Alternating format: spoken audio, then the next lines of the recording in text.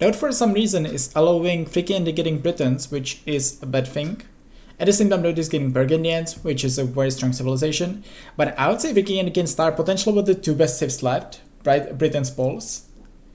I don't think that DauT's draft is good so far, yeah. And FreakinAndy is starting with...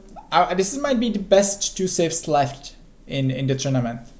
And FreakinAndy is starting with those two. Obviously, Malay still left as well. Burgundians, I would say Malay, Britons, Poles, Burgundians, top 4 civilizations left right now. But the fact that FreakinAndy gets 2 of those is quite crazy. DauT is following the Lithuanians, that's not too bad. We cannot see Portuguese because Portuguese are banned, so I assume we could definitely see Bengalis. We could see Gurcharas. I would be surprised if DauT doesn't pick any of the two new civilizations. So Bengalis, Gurcharas, definitely an option for DauT. There's obviously Burmese are an option. Spanish early pick, not a big fan of it, but we'll see how it will work for DauT. Spanish is kind of forcing your opponent to play mostly redemption civs. You know, like Britons are fine, Poles are fine, but you kind of need their Saracens, you kind of need their simply the good monk civs. Let's say Spanish versus Vietnamese can be very tricky for FreakinAndy. Yeah, they are the Saracens. I would see Ethiopians has to be on the menu very soon. Maybe I would prefer Italians and what was I saying? Italians, Ethiopians would be my top 2 civs right now for FreakinAndy. It's going for Saracens Gurcharas instead. I think Gurcharas we don't really see their potential yet, but I think the civilization is really good. The thing is, how good is FreakinAndy going to be with Gurcharas, right?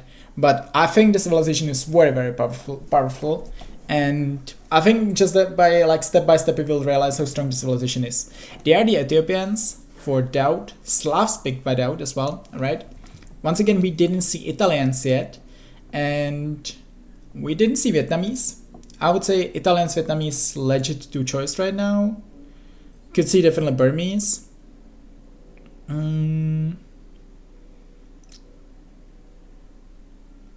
I think Italians has to be picked. Khmer, that's also fine. Could see Hindustanis. But I would say Italians with... Oh yeah, Sicilians weren't picked as well. Okay, now DauT actually... It's kind of surprising because most of the time Italians were picked as like the number 2, number 3 civs for either player. And right now we don't have Italians yet picked, which is surprising. I would say Italians should be the pick for DauT right now. At the same time, we could see Vietnamese, not a bad save. We could see DauT going for something... Okay, he's going for Italians. I want to say that DauT can go for something like Tatars, knowing his style, so... yeah, so after all, I would say DauT's draft is kind of standard. With Burgundians, pick number 1. Let's go step by step. So DauT's draft, Burgundians, pick number 1. Okay. I would say Britons are higher than Burgundians, but the first thing that I dislike about DauT here is that he's banning Byzantines. You know, this ban shouldn't be Byzantines. This should be Britons or Poles, but mainly Britons. So I think this ban is a mistake by DauT. Picking Burgundians as a follow-up, potentially another mistake. But obviously it's a legit civilization. Just I would prefer Britons, Poles there. Lithuanians very high. I don't really like Lithuanians that high, but it's a civilization that we mostly see in the drafts, nothing surprising. Ethiopians for DauT, Italians, that is very standard. Actually, Ethiopians, Italians being picked quite late for DauT, so he still got away with those. That's I guess fine for him. Spanish being picked very early, I think major mistake by DauT. At the same time, he can definitely get the win with them, don't get me wrong, but yeah, like versus Sicilians versus Khmer, those civilizations might struggle versus Spanish. The thing is that if you really want to have a monk civilization, so if your civ has redemption monks, then if you are facing Kongs and Mangonels, you should be fine. We'll see how it's going to work there for FreakinAndy, because obviously Khmer, not really monk civilization, Sicilians, not monk civilization. I'm not sure, I don't think that Gurcharas have good monks, so Spanish can work there for DauT, but it's not a civ that I would pick there, at least not as high. And Slavs, likely the biggest mistake in DauT's draft. I don't really see Slavs being any good there. yes, they have strong late game, but Slavs is literally the civilization that is not good on normal arena, but at least okay-ish, because they are the powerhouse when they get to their late game, when they get to 40, I don't know, 40, 60, 80 farms, full hussars, full SOs, infantry. But vintage arena is not like this. We rarely see like the full unit composition from one player. So I don't think that we saw like SOs too much. Maybe we saw like 3 games with SOs yet. So Slavs, I think, very, very bad pick for DauT. You can Monk Rush with them, but if you want to Monk Rush, just pick Burmese, right? So Slavs, not a good save there. On the other hand, FreakinAndy draft, I would say very decent. Britons pulls extremely good civilizations. Saracens, I would pick them later, but it's a civ that we see a lot of times, so it's fine. Gurcharas, I think this civ has incredible potential, but once again, it's like, how much do you know the civilization, right? Do you have the higher potential, or do you play a better game right now with Gurcharas compared to, let's say, Vietnamese? Because you simply don't know everything about the civilization yet. We'll see about that. But it's a very strong civilization.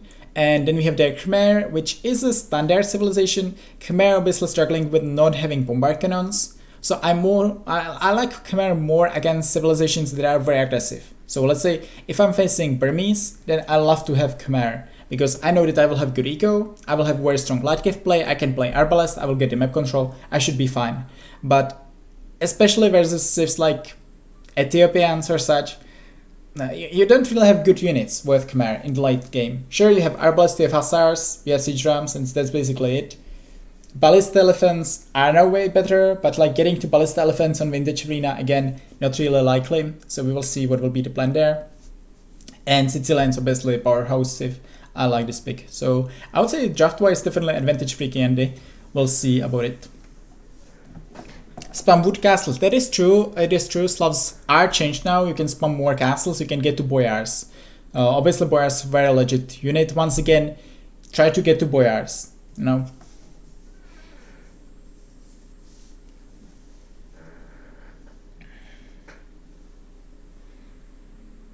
Khmer with BBC is top 10 arena civ for sure, right? If not higher. Yeah. It's truly, Khmer is a civilization that is lacking bombard cannons, because they are very fast, amazing light gift play. They don't have tampering, I think, or they do either have tampering or they do have last armor on their archers. I know that they are missing one of those. So it's not like too bad. They can easily open with Arbalest, but they don't have the best Arbalest in the game.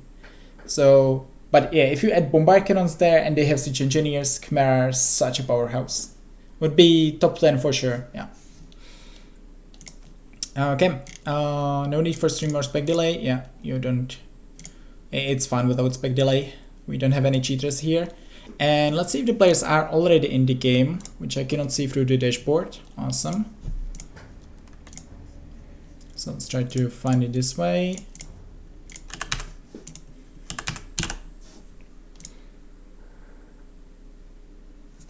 Yeah, it seems that FreakinAndy didn't join yet, so we still have time. Strangers trying a new thing. Don't worry, happy list, don't worry.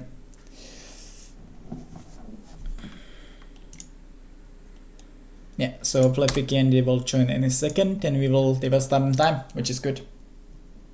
This is what I want, with the drafts. Start the draft 10 minutes before, start the game sometime. This is optimal. So players still have quite a lot of time.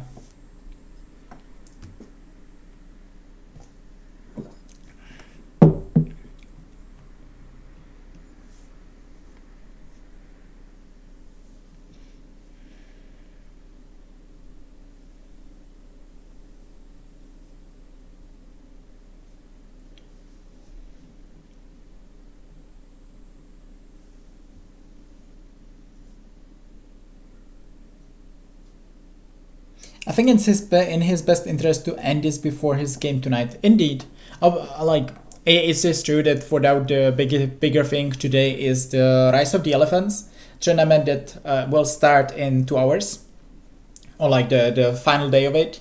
And yeah, I'm likely going to host Nelly or someone So we will likely go just for the cities, and then I'm going to call it for today and host someone who's streaming Rise of the Elephants. And today in this tournament there will actually be AM versus GL.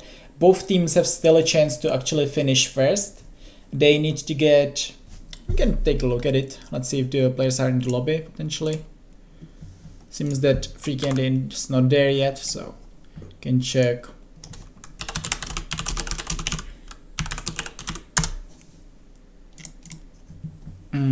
Yeah, we can check this one. So this is the tournament that is happening this week. Well, the 5 best teams. Actually, really enjoyable to watch. I'm not sure how much you saw from Rise of the Elephants so far, but it's really fun to watch. And GL playing without Viper so far in the 3rd place together with AM, but GL versus AM will play today. And if any of the teams gets 5 points there, then they are finishing actually first in the tournament. If they get 4 points, so 4-1, then they are finishing on the same place as Suomi. And if they get 3 points, then yeah, they are just finishing second. And basically they are playing for the 2nd, 3rd / potentially 1st place, and also they will be Baguettes versus White Wolf Palace playing for the 4th / 5th place. But yeah, it's really fun to watch. If you didn't check this tournament yet, I would definitely recommend checking it later on today. And obviously, as DauT is playing today versus AM, then yeah, makes sense for him to focus on this right now and try to finish it fast.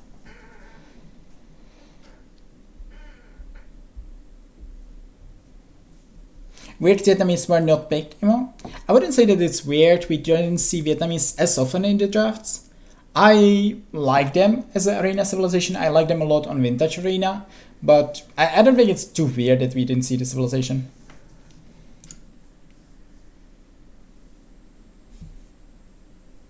Yeah, I got it. I got it. Yeah, I mean, I would take the same approach as him, right? If you are starting this set at 13 GMT, there's a potential that the next set you will start at exactly like 18 GMT. Then you want to finish this one in 1-2 hours, so you have some time of break. Okay, let's see if we can see there's something. The players are still in the lobby. Let's see if the dashboard is working right now. I could see definitely the players being in the game right now. It's still off, right?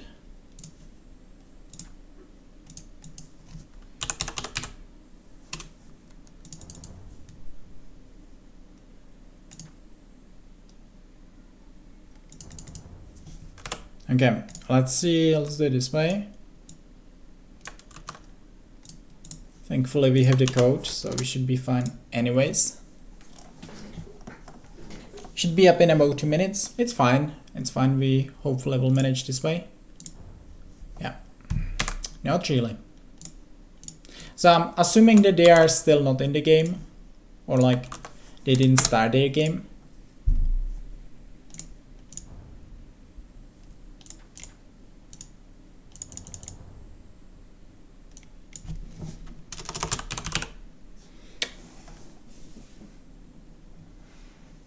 What is the lobby link? Yes.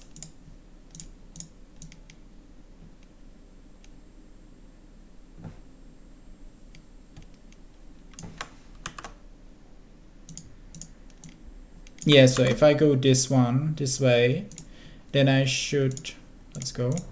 Then I should see the game, no? Okay, yeah, but we see it here, so I can join this way. Let's go.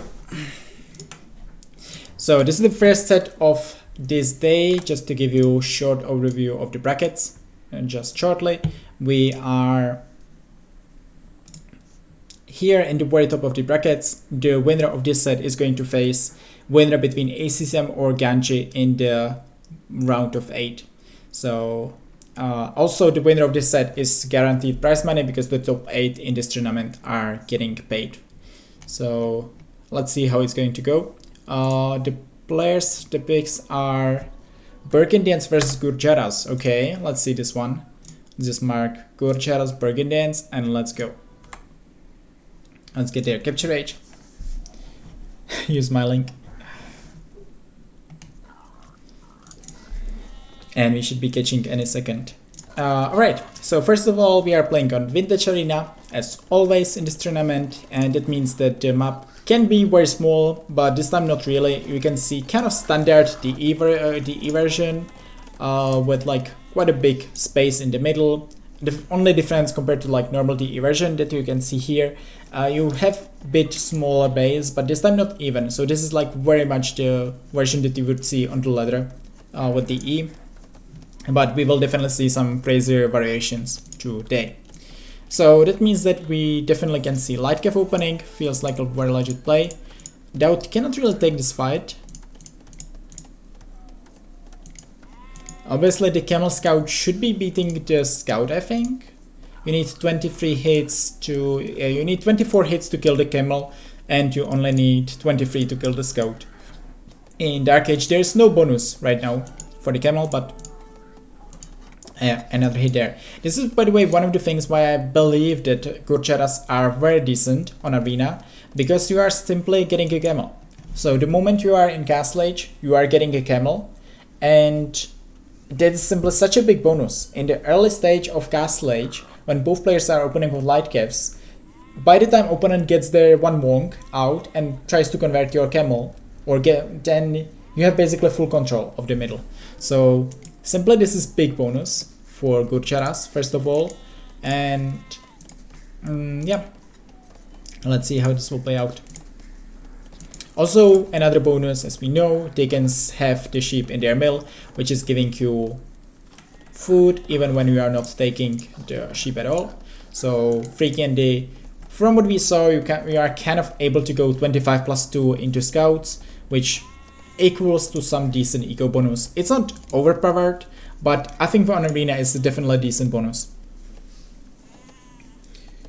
Yeah, you can play Camel Scouts, but I think you don't really want to. I think you simply want to play their light caves, couple of light caves, and that one Camel with the light caves should give you the map control.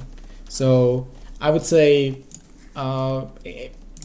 you most of the time should be playing light caves, so you shouldn't be playing Camel Scouts as the opening, but yeah, simply having the Camel is real advantage there.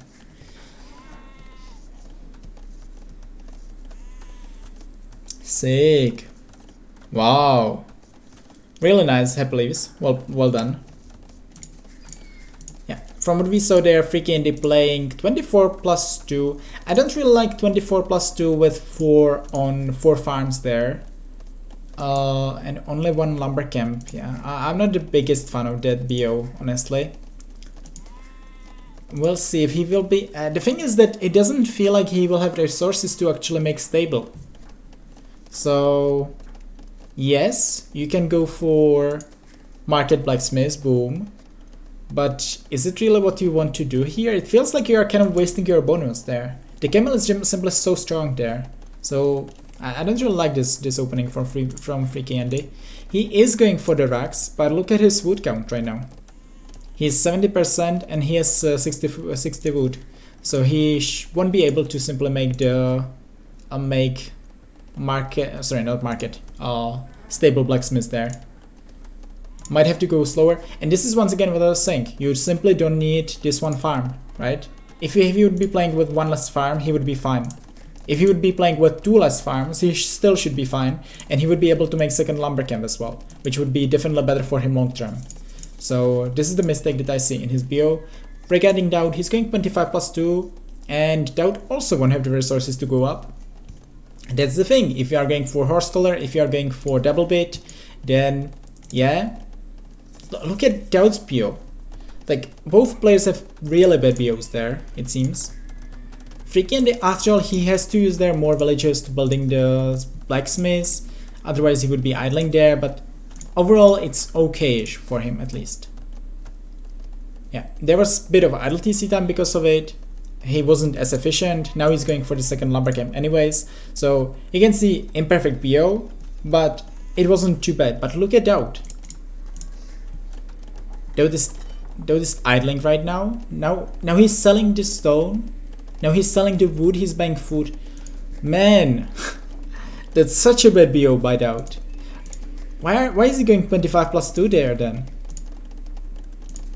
So DauT was idling for 9 seconds first. He had to make a market, which is an investment that you simply don't need. That's 175 wood. He sold 200 stone to buy food. And then obviously he has to buy the stone again because we know that DauT won't be playing this 1 TC. And he also sold wood, which is not something you want to do ever on Arena. Or like not until minute 40 at least.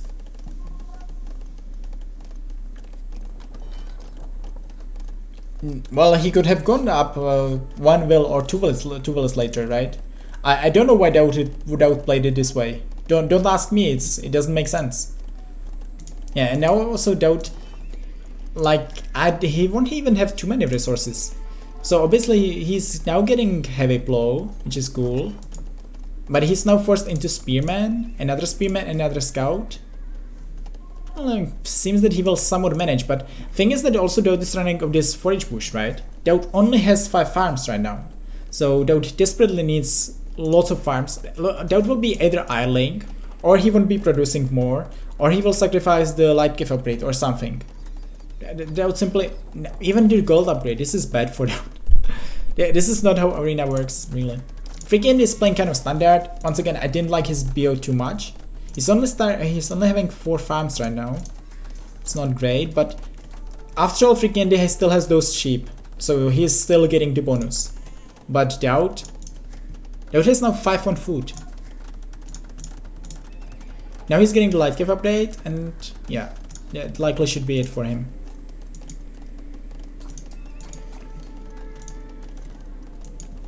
It is true that DauT has more military in the middle. But I simply don't see him being able to produce there. And also, like, when will DauT add TCs, right? You don't want to be playing FreakinAndy's 1 TC for too long. It doesn't make any sense. So this is such a bad build by DauT, really.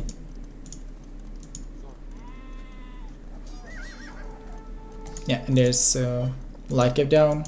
Well, microed by FreakinAndy with this. Oh, he lost the monk. No, there's the monk. Okay. We are all good. But that monk might die now. I think he needs to heal up. Now he needs to turn and convert. And this is also an issue. Why is the second monk for FreakinAndy? You are not stopping your monastery production of monks on Arena. If you are playing light case, you don't want to stop it. See what DauT is doing, right? You want to be producing like 3-4 monks at least there. Again, now there's the second monk, but it was just so late. After all, he still has the second TC. DauT is now going on stone instead of buying the stone. I don't like this. I think DauT needed to buy 100 stone and just make the TC right now. Like, I would say FreakinAndy kind of missing the potential here, because DauT made such a big mistake with the BO. He's likely saw the worst BO in this tournament so far. And okay, that's a good trade for FreakinAndy. Killing their monk, killing their light cave.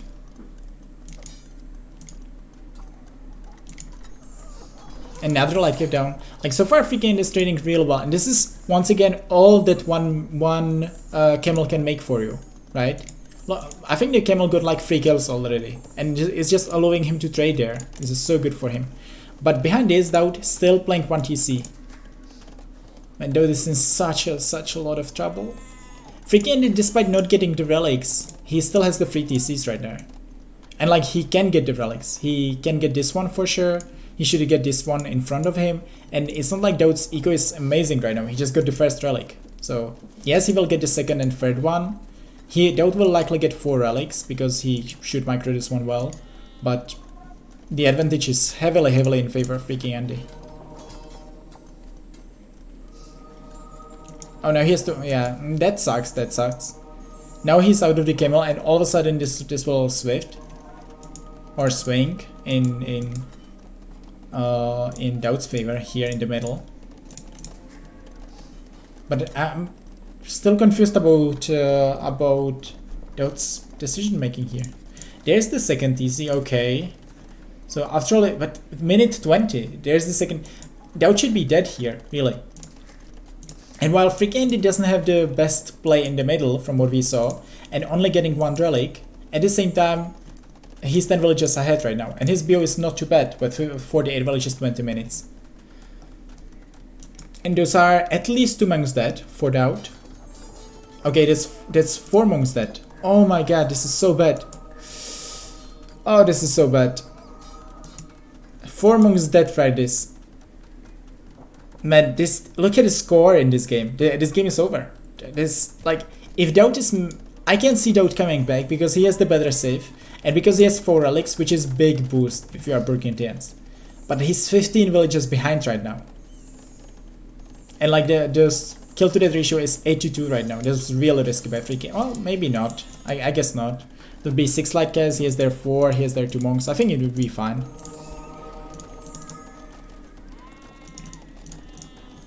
Okay, now the market. I don't really like the market here for FreakinAndy. You can see that his BO, his eco balance wasn't the best. I'm not saying that FreakinAndy is playing incredible game though. You know, I could see him playing better in the middle, take better trades. He should have gotten this second relic. He should have more monks early on. He has eco balance, not as great, but he's simply playing far better game than DauT so far.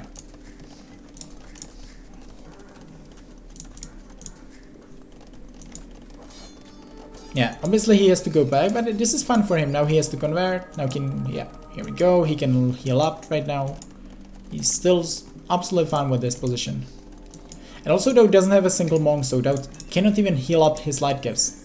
So if FreakinAndy just takes trades, then... And this is also good. Like this one camel I like a lot for FreakinAndy.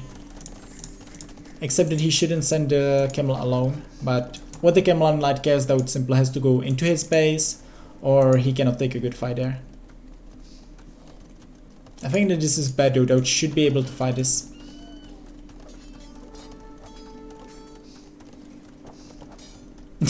Yeah, didn't work too well.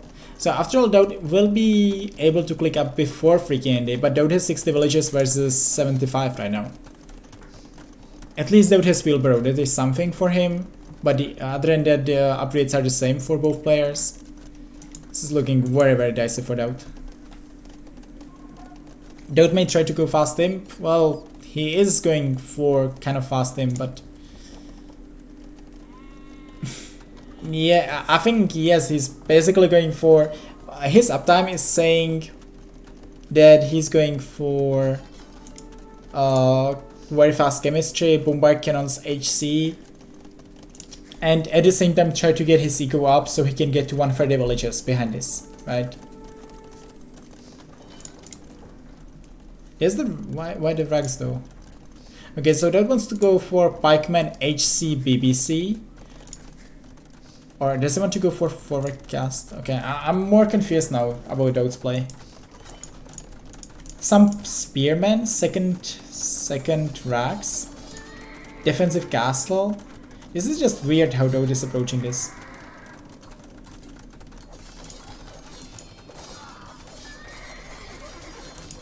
Yeah, now DauT is taking decent trade, I think. But yeah, not really, I guess. Yeah, he should be losing there all. Yeah, another light cave down there. This was a good trade for FreakinAndy once again. And he's also on the way to him. So after all, DauT is 50 seconds ahead of FreakinAndy. But he's also 15 villages behind. Once again, the good thing for DauT, 4 relics. Yes, but this is going to be very, very tricky for DauT. At the same time, I'm not sure what is FreakinAndy going to open with. Seems to be skirmishers. Yes, skirmishers are not a bad idea here. You would likely face HC, so I can see this working. I think the skirmisher choice is not a bad idea there. Yeah, skirmishers. Obviously, you want to transition from skirmishers into your unique unit soon, and you want to switch into cavalry and siege elephants. This is so far the strategy with Gurcharas.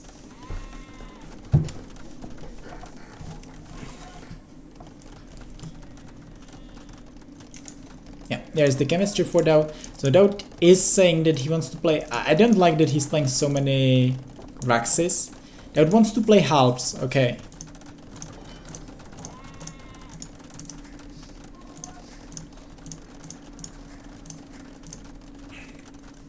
Still having that forage bush under his TC. And DauT wants to make a second castle. After all, yes, DauT is kind of doing what he wants in the end. He has the 4 relics. He has the 4 TCs. He kind of has the map control, for now at least. And he's step by step getting the eco there that he wants, you know. He wants to get to those 130 villages.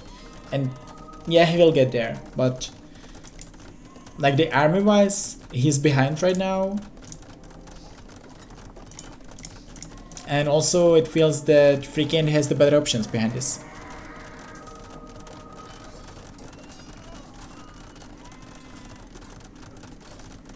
There I think FreakinAndy desperately needs to switch into his unique unit though. Like skirmishes are fine for now, but if DauT is switching into cavalry, you need to get your, I would say you want to get there your unique unit, and you want to get their cavalry switch. Skirmishes is good long term. They are fine versus HC, they are fine versus halves, but it's not the unit that you want to play long term here. So like short term it's fine, but now I want to see the switch from Freak. Yeah, and more ranges is not the play, I would say. It's just that DauT has bombard cannons, and his bombard cannons are better than the ones of FreakinAndy. And also like you can easily kill the trap of your opponent with this trap, because on this distance the trap is never missing. What are they doing here? Now I guess after all they will kill their traps anyways, because they have both bombard cannons, so both those traps and this one of FreakinAndy will go down. Okay, and DauT is not trading the best there so far. This is bombard cannon down. Although he killed the bombard cannon, somehow DauT is able to kill their potentially castle FreakinAndy. That should never happen. Yeah, but yeah. Okay, now both traps are down. So let's see the switch for DauT. Going for bombard cannons halves isn't the greatest option. At the same time, it's fine as long as FreakinAndy doesn't have there his unique unit. And until FreakinAndy has there his unique unit, he kind of is playing this composition. Skirmishes, bombard cannons. This is why he wants to get the switch.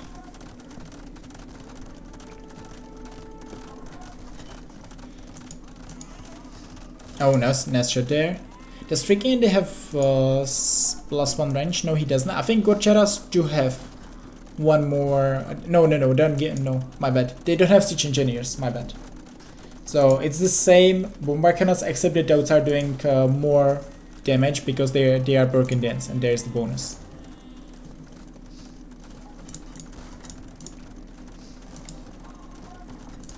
Nice shot, very nice. Wow, really good shots there by FreakinAndy.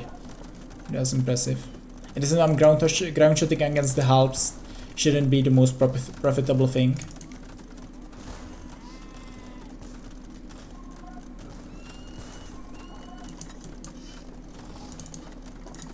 Yeah, this is like very risky if you are FreakinAndy. You can easily lose their units to castle, it's very tough. And in the end, DauT is getting to 130 villages, and we can definitely see Flemish Revolution from DauT. You know, and that's the spot where I also want to see the unique unit. Now there's the switch, this is good. Obviously needs some time, he's only getting the first armor, but switching to unique unit is definitely the good decision here for FreakinAndy.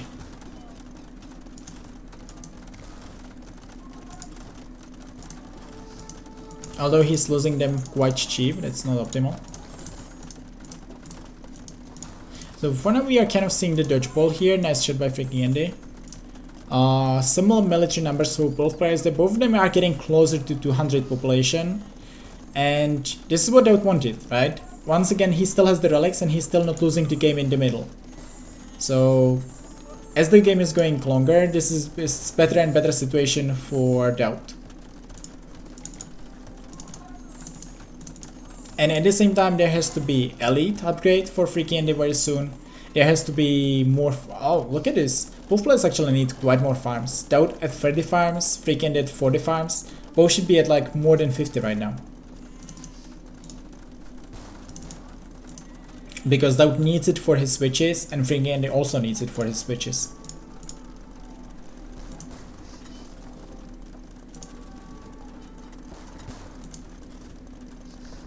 No losing their Siege Workshop. This is a good move. Definitely focusing on the Siege Workshop is a legit play there for FreakinAndy. Seems that won't be able to produce there, and DauT is doing the same. So both players are just focusing on the Siege Workshops of the opponent. And now obviously there should be the push towards the castle for FreakinAndy.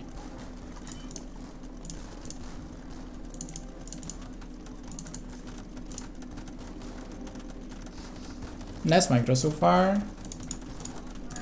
Thing is that you cannot do this, right? You cannot really go under the castle, so pushing against the castle and bombard cannons is very tricky for both players right there.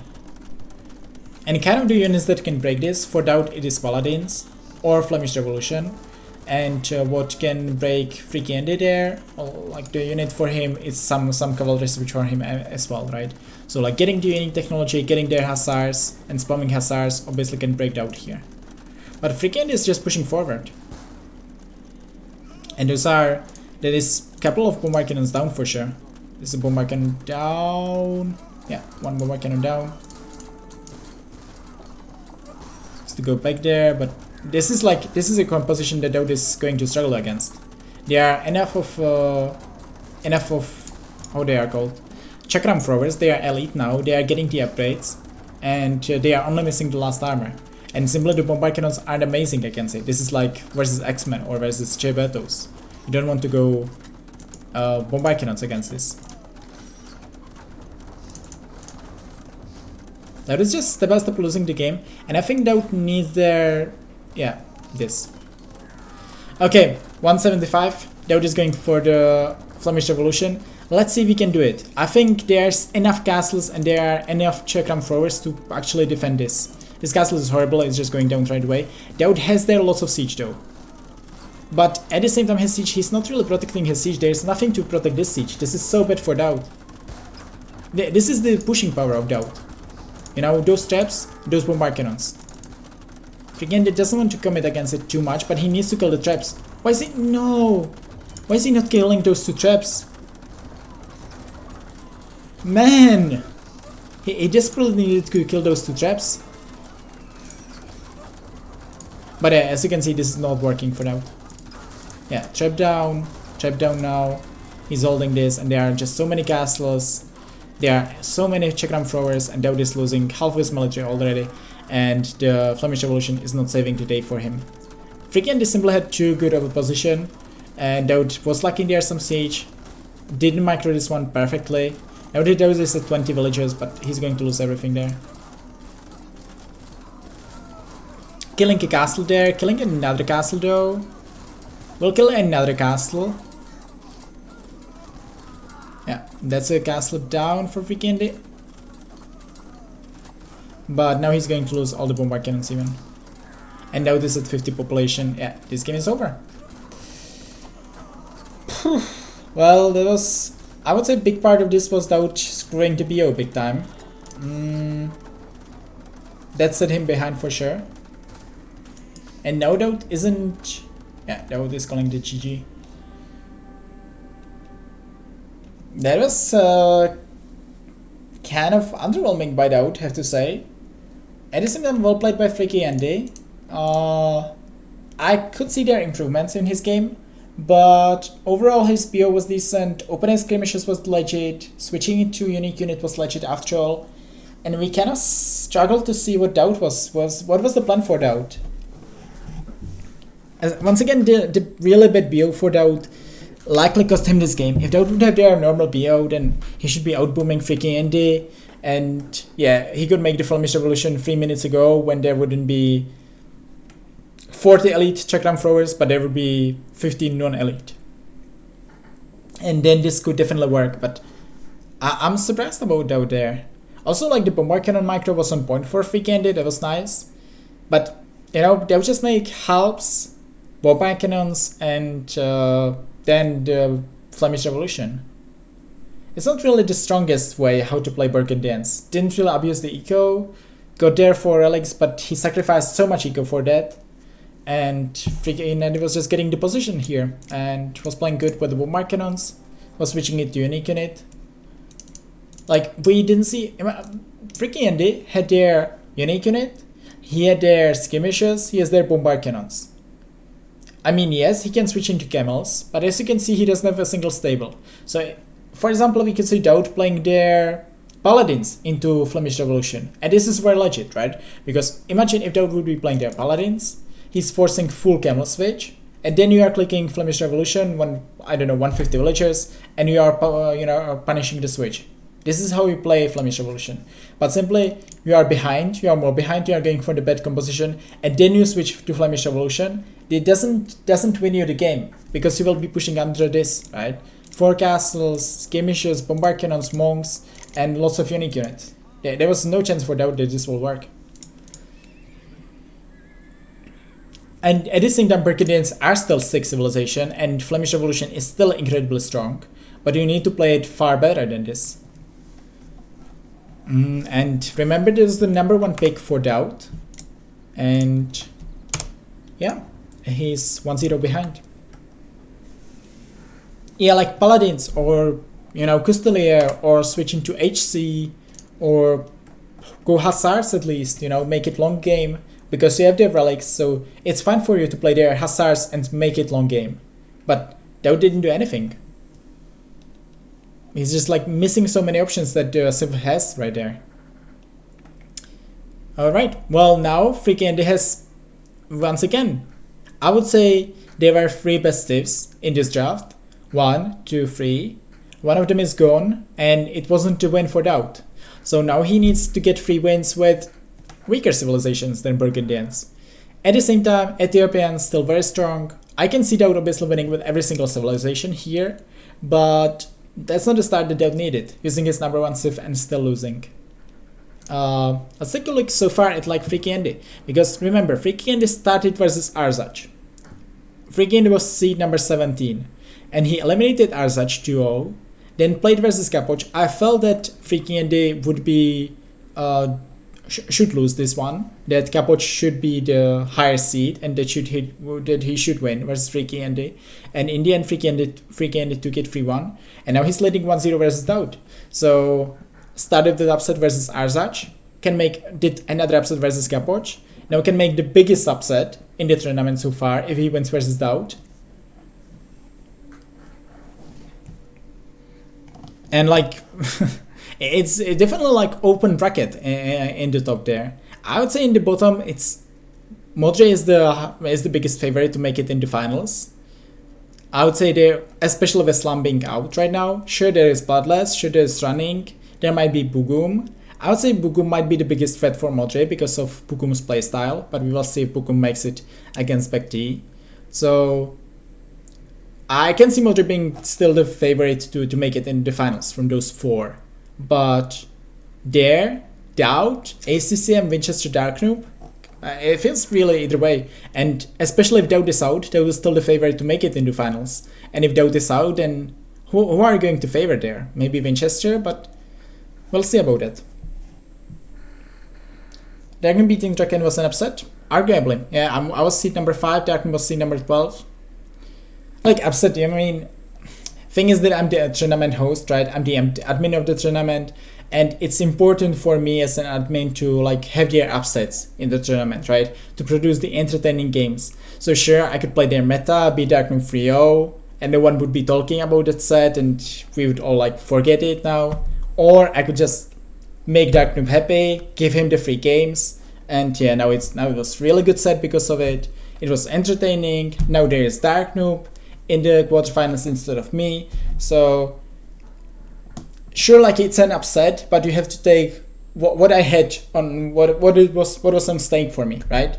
Either I make it as an interesting tournament, as a tournament host and admin, or I play tryhard and eliminate Darknoob 3-0, and the Darknoob would cry, Darknoob would leave CL, we wouldn't have the player for Battle of Africa. You have to simply put things together, and making Darknoob happy and making him advance into the quarterfinals is so much better for us, because for example this way he will likely perform way better in Battle of Africa. He will have the confidence now, and because of that, we will get, you know, top 4 in Battle of Africa. So I don't think it was bad decision. You know, we'll see if it was good decision or bad decision based on the future. If Dark Noob will, because of this win, if Dark Noob will become the new 2K5, then was it bad by me to make him confident and make him the star? I don't think so. Either way, the players are in the game once again, and it's Lithuanians versus Poles. Let's go for it. I think DauT is using his number 2 civilization right now, so DauT is following some pattern here. And FreakinAndy wants to get the second win. Remember, this is advantage for Poles, and if DauT is losing another game, this is big trouble for him, because there will be Britons left. Yeah, DauT needs to win this one, and it's a tough matchup.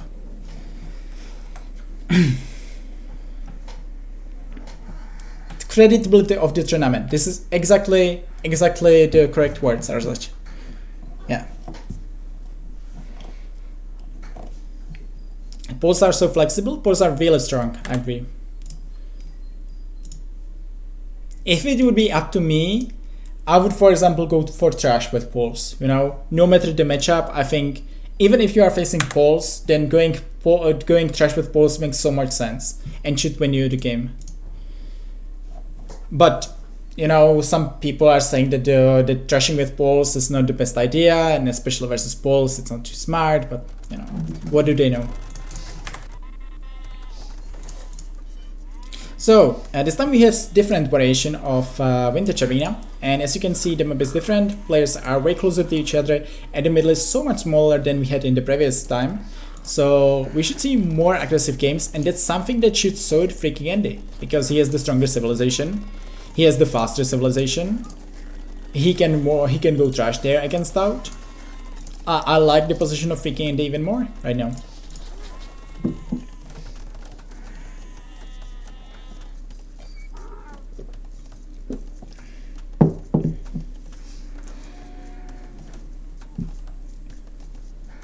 But you can just well fight trash, right? No, you cannot. You cannot, as such. Trust me, you cannot well fight. You cannot well fight trash.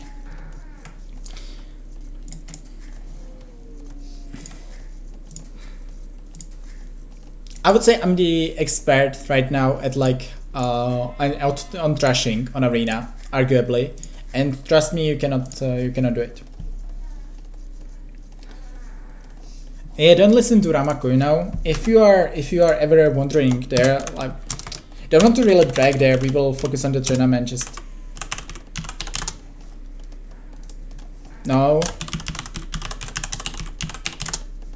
You know, so if you are ever wondering who should you follow there, then you can check this one, ignore the first place, and you will get the answer. Okay, and as we can see, oh sorry, I cannot move my screen right now. Okay, now I can. As we can see, FreakinAndy is not going for trash this time. He's going for 25 plus 2, aka the same as he did in the previous game. And DauT is going for... feels like Dark took his lesson and he's not going for 25 plus 2 anymore. He's going for 26 plus 2. I don't like that I don't see any farms though from DauT. I'm not sure that you can actually go up there if you don't make any farms, if you are DauT. And that's the thing. What is better? It is, or no, don't make it as a question. It is simply better to start with your farms early on, because you will get more food from them this way. If DauT is now lacking food, he needs to make like 6 farms, which are farms without horse collar. So instead, it's simply better to start with your farm, you go earlier, so you will get it. And once again, DauT will be struggling, I think, with the up. He has 550 right now. But he needs a farm.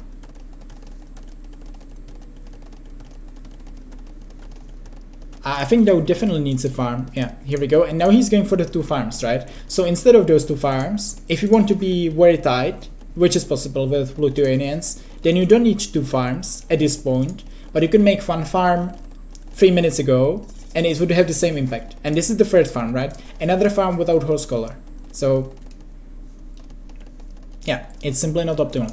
What I like about DauT this time, he's going for the 2 lumber camps. That's something that I at least appreciate. And on the other hand, as you can see, FreakinAndy going for the very good BO, going for the stable and market opening. Obviously, it makes so much sense with poles because you will be selling some stone. You simply don't need to have 600 stone right now, and you can sell the stone, you can buy the food, and you will simply have very strong eco for light gas.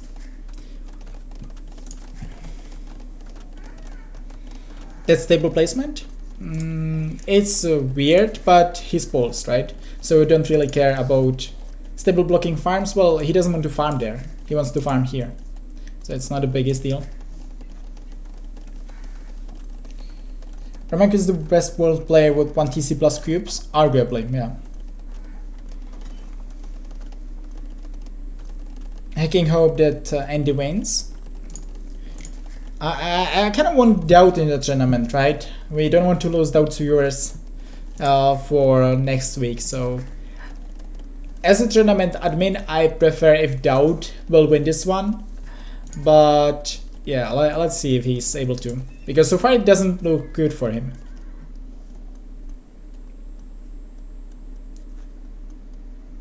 Small base is hurting poles for sure, arguably. Yeah, you have to be very precise with your farms.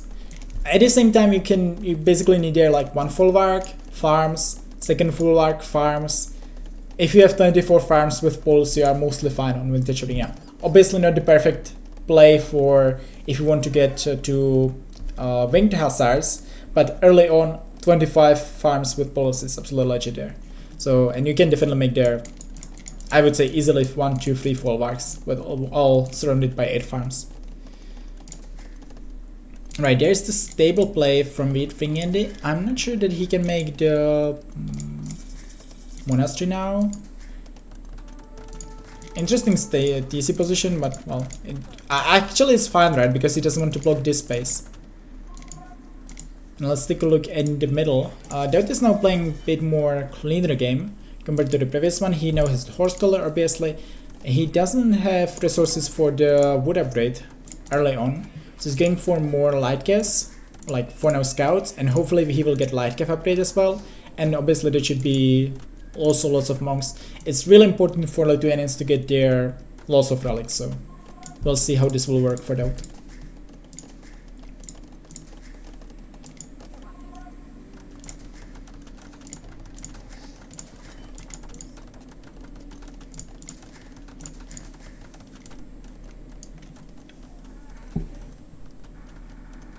If you drop 3 TCs, there's not too much space for folwarks. Once again, 1 folwark, 2nd folwark, 3rd folwark. I think it would be fine. Okay, I'm surprised that FreakinAndy is not going too much. You know what? This is not something that I'd like too much for FreakinAndy. Yes, he has the 2nd TC, but DauT has now the 2nd TC as well. And he's just going for a couple of scouts, but he's not having the light cap upgrade. You know, this is the issue. Where are the resources? Here they are. He should be selling 500 stone. He should be buying 400 food with it. And then he can make 5 more light gas. And he can easily push this one. But instead he's simply giving the map control to DauT. And he's not going for the relics himself because he knows that he has there less army. And like, DauT is going to get 4 relics for sure. And then obviously Lightest Switch will be amazing for DauT. Paladin Switch will be amazing for DauT. This is simply advantage for DauT, but this is misplayed by FreakinAndy, who is still playing 2 TC only. So yeah, I'm not really liking this too much. It is true that now he got the light cap upgrade, but this is simply late, right? DauT is getting this 1 relic, which you cannot deny. DauT is getting this 1 relic, which you won't deny either, very likely. So this is 3 relics for DauT anyways, and good luck getting this one. So this is simply 4 relics anyways for FreakinAndy, for DauT. And yeah, this is not what we wanted to see. And at the same time, DauT should have the 3rd TC earlier as well, because FreakinAndy is lacking wood right now. And why is he lacking wood? Because he's playing 1 lumber camp. Yeah, he's gonna get this kill. Could be conversion, but yeah, unlikely. But there's still a kill for DauT, so he should be happy with that. And yeah, FreakinAndy got this 1 relic, but DauT is getting this one. So it's 4-1 in terms of relics for DauT. DauT also is faster with the 3rd TC. This is a very aggressive TC for FreakinAndy. I don't like it too much. He should be able to protect it. There are 2 monks though, so I mean, why not? But yeah, I think you could definitely make the fair TC here better. This feels like a very good target for DauT, given that he has far more army.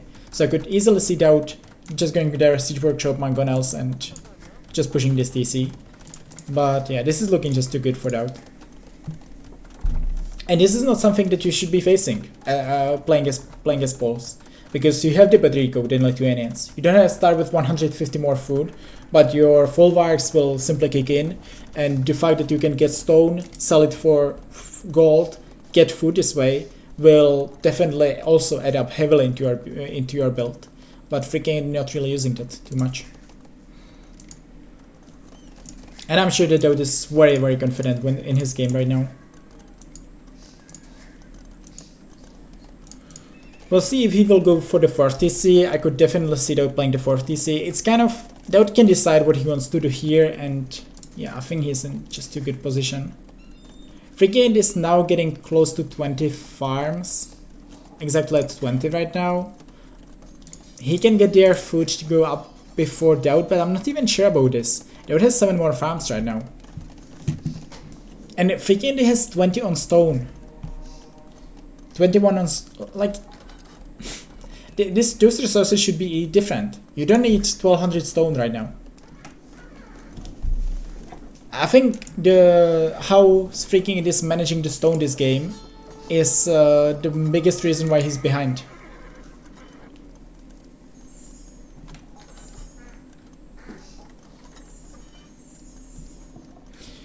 Well, I mean, it's not.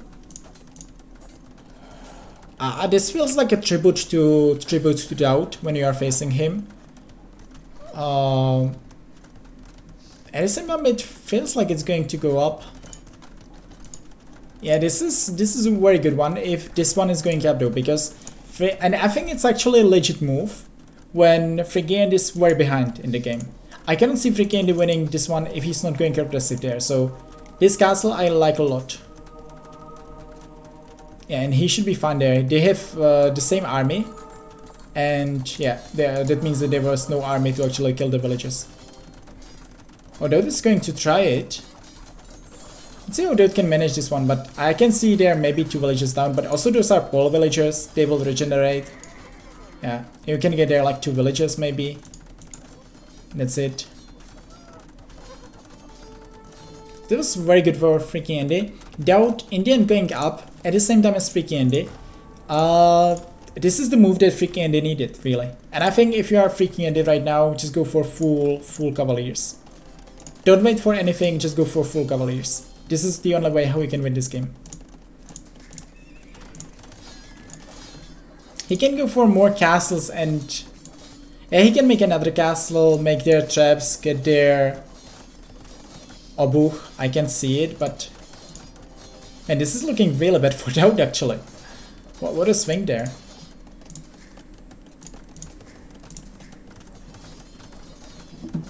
He needs Union Tech, that is true. He's going for some Obuch right now.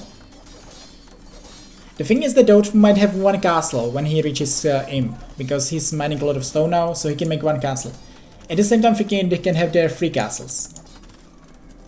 And like on mid-edge arena, when you don't have too much space, this is actually a very good understanding of the map. Oh, and DauT is open even. Ay. Man, DauT was in a very good position, but no, he's not anymore. The imp time is dead even between the players. Or actually 2 seconds or 3 seconds ahead for FreakinAndy even. And yes, there will be 1 castle, 2nd castle, easily 3rd castle. And like DauT also has to read what is happening. You know, DauT, he cannot go for halves and then face Obuch. DauT cannot go for, DauT is going for Lattice, but no, Lattice won't do it either.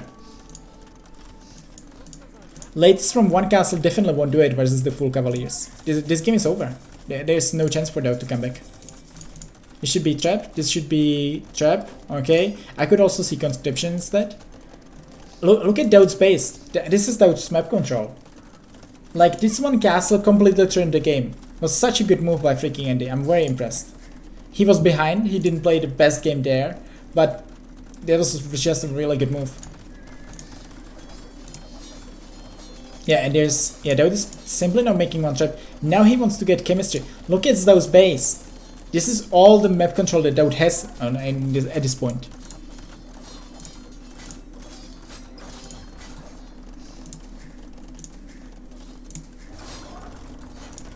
And there's zero chance for him to hold this one. I would like FreakinAndy to get there at least fletching. But he already has botkin. Okay, I like it a lot. I think in this point botkin is really worth it for him with the free castles.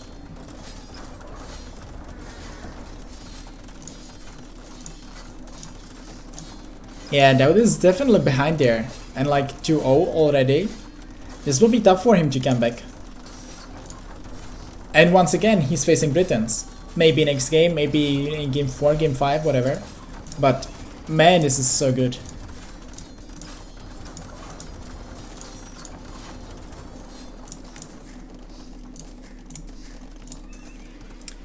We are still lacking just, or lacking. We don't see the Paladin switch or the Cavalier switch yet for FreakinAndy, which is the only thing that is saving DauT for now, because DauT cannot commit into both halves and bombard cannons. He's trying to get both there. He is getting their bombard cannons from 2 siege workshops. Like, credits to DauT for being as efficient as he is right now. And yes, now DauT might if DauT holds this castle, that would be extremely impressive. But I think he cannot. This is a trap down though. And this is, oh, that hurts, that hurts. Obviously losing that castle hurts. But what hurts maybe even more was losing that one bombard cannon, because that bombard cannon was supposed to kill all the traps there of DauT. Oh, sorry, of FreakinAndy. And also now FreakinAndy is playing his own bombard cannons, so this is very good for him. He's not getting also Siege Engineer. Siege Engineer is such a good upgrade here, because he knows that he's in a very good position and he doesn't actually need an army. I mean, sure, if he had their 20 Cavaliers, the game is over anyways. But if he just has their better bombard cannons, then he's super fine anyways. And that losing their bombard cannon, this is super bad for him. Although DauT is killing another castle though, and DauT is killing the third castle. It's very impressive that DauT managed to hold this position. It's really impressive. And DauT can still get the 4 relics. This would be likely the most impressive comeback of this tournament if DauT can win this one. But I cannot see it happening yet.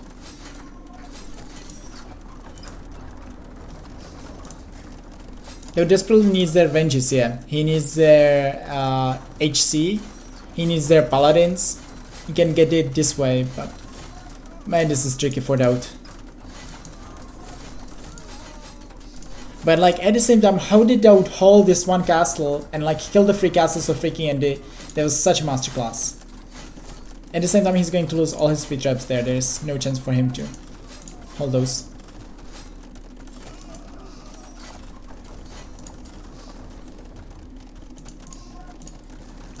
Oh, DauT is going for skirmishes now. Ah, skirmishes are not the best unit there.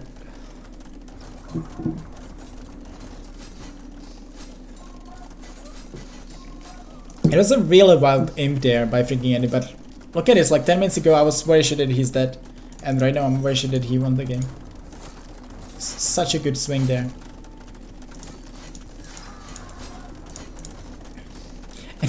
The big issue for DauT is that he doesn't have space really. DauT desperately needs there some buildings. You know, DauT, look at those wood. It's not that they will be lacking resources to actually produce a couple of HC or bombard cannons or such, but he doesn't have the space to make those buildings.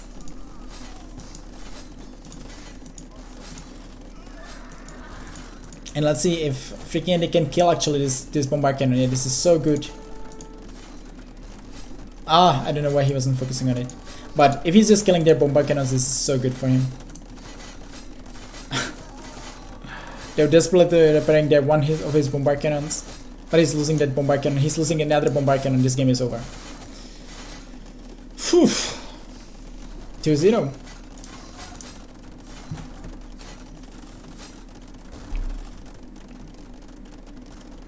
And now the question is, can DauT come back here? Like, not in this game, but in the series, right? Well played by FreakinAndy in the end.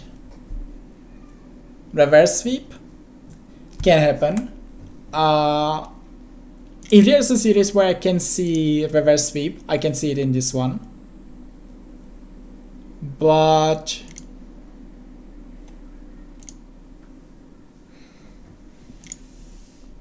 well, so that was the Poles versus Lithuanians, number 2 Civ versus number 2. I would say the name of this set right now for DauT has to be How to Beat Britons, because Britons will be played by FreakinAndy in one of the remaining 3 games, and there isn't a Civ that is better than Britons that DauT has in the draft. I would say Britons versus Slavs would be the worst that DauT can face. Likely Britons. Ethiopians is the one that he wants to play. Britons Spanish maybe. But this is going to be very tough. And it's not only Britons. First of all, DauT needs to beat Britons. Then he needs to beat 2 of the remaining 3 civilizations, and there is Saracens, Khmer, and Sicilians. I would say yes, DauT has Ethiopia. I could see DauT definitely winning with Ethiopia, but I'm having a hard time seeing how he's winning 3 games in a row with his draft. Ethiopians with BBC and Shishrams don't have a shot versus Britons. BBCs, yeah, well, they do, yeah. Ethiopians versus Britons, not a great matchup. Britons are better in this one, really, but Ethiopians are not as behind, so yeah, it's definitely playable with Ethiopia, and it's the best save that DauT has against Britons.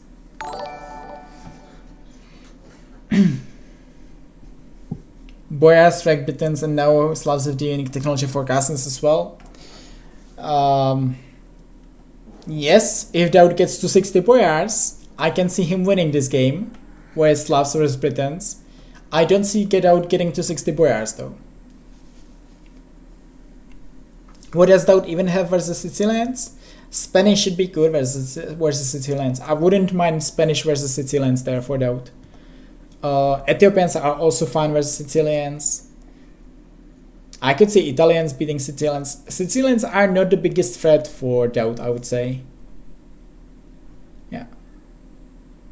I see the biggest threat definitely being Britons there.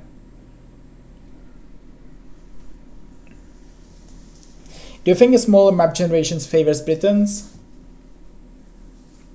Not necessarily. I would say Britons are simply too good of a civilization on Arena overall. Top 3 in my books. And yeah, like I would say what doesn't suit them that much is that you don't have bombard cannons with Britons. And Vintage Arena is simply a map where bombard cannons are so important. So I'm not sure that this is necessarily better for Britons than normal DE version, but I would say Britons are very strong on both. Yeah.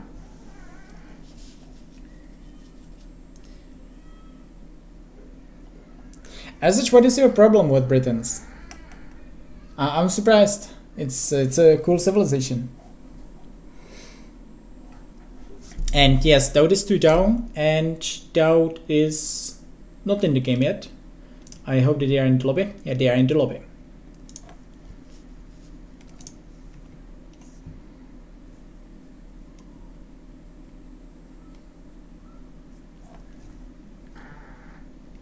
Nerf Turks on Arena. Well, the issue is that if you say, oh, let's nerf Turks on Arena, then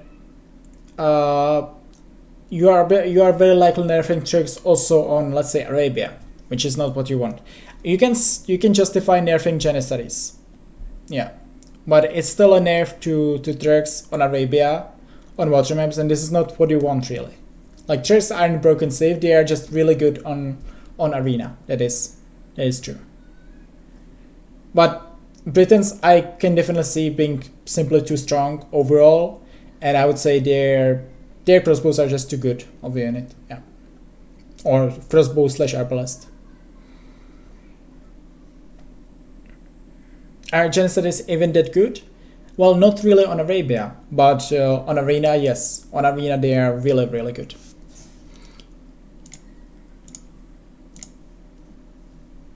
Yeah, still in the lobby. Man, it would be such a big upset. I don't think that we would... I don't really recall such a big upset in the tournament as if DauT is now out 3-0.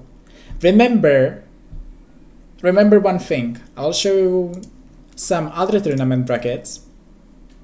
If I can find them. No, actually I can find them this way. So remember DauT also played a different tournament on Arena not even a year ago, right? And DauT went there 3-0 versus Big Don Pepes. Then DauT went there 3-0 versus Derp. Then DauT went there 3-0 versus Repart. And then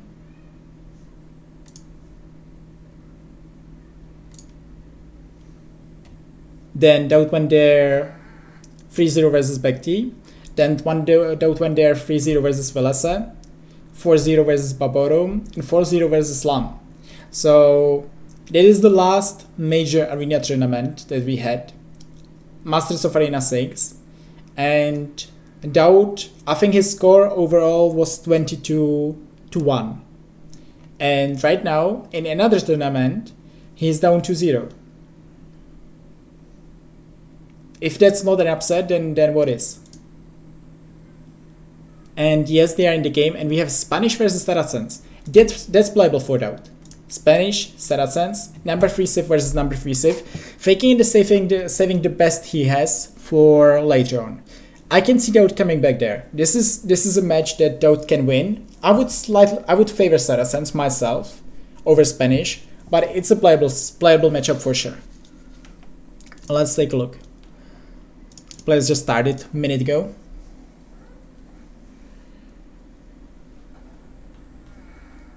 Slam took one game. Yeah, I know. Slam took one game. So Slam is also... Oh, that is true, but Slam didn't have their as clean result there. Like, Slam could be in Master of Arena 6. Slam could be out in round of 16 in the main event. But yeah, DauT simply was so dominating in this tournament. And all of a sudden, different tournament, different map, and DauT is struggling. Okay, let's close this game. And let's go for the new one. Very good kill to rage ratio for FreakinAndy. After all, the better eco. Well, I'm very sure that DauT had the better eco until he was pushed. But then, obviously, his eco efficiency went way lower.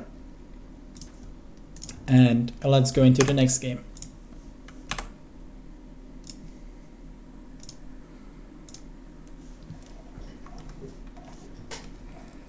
Arzach was the potential winner. Yeah, exactly. You know, Arzach might be the... This is the thing. Arzach might be the number 2 player in this tournament.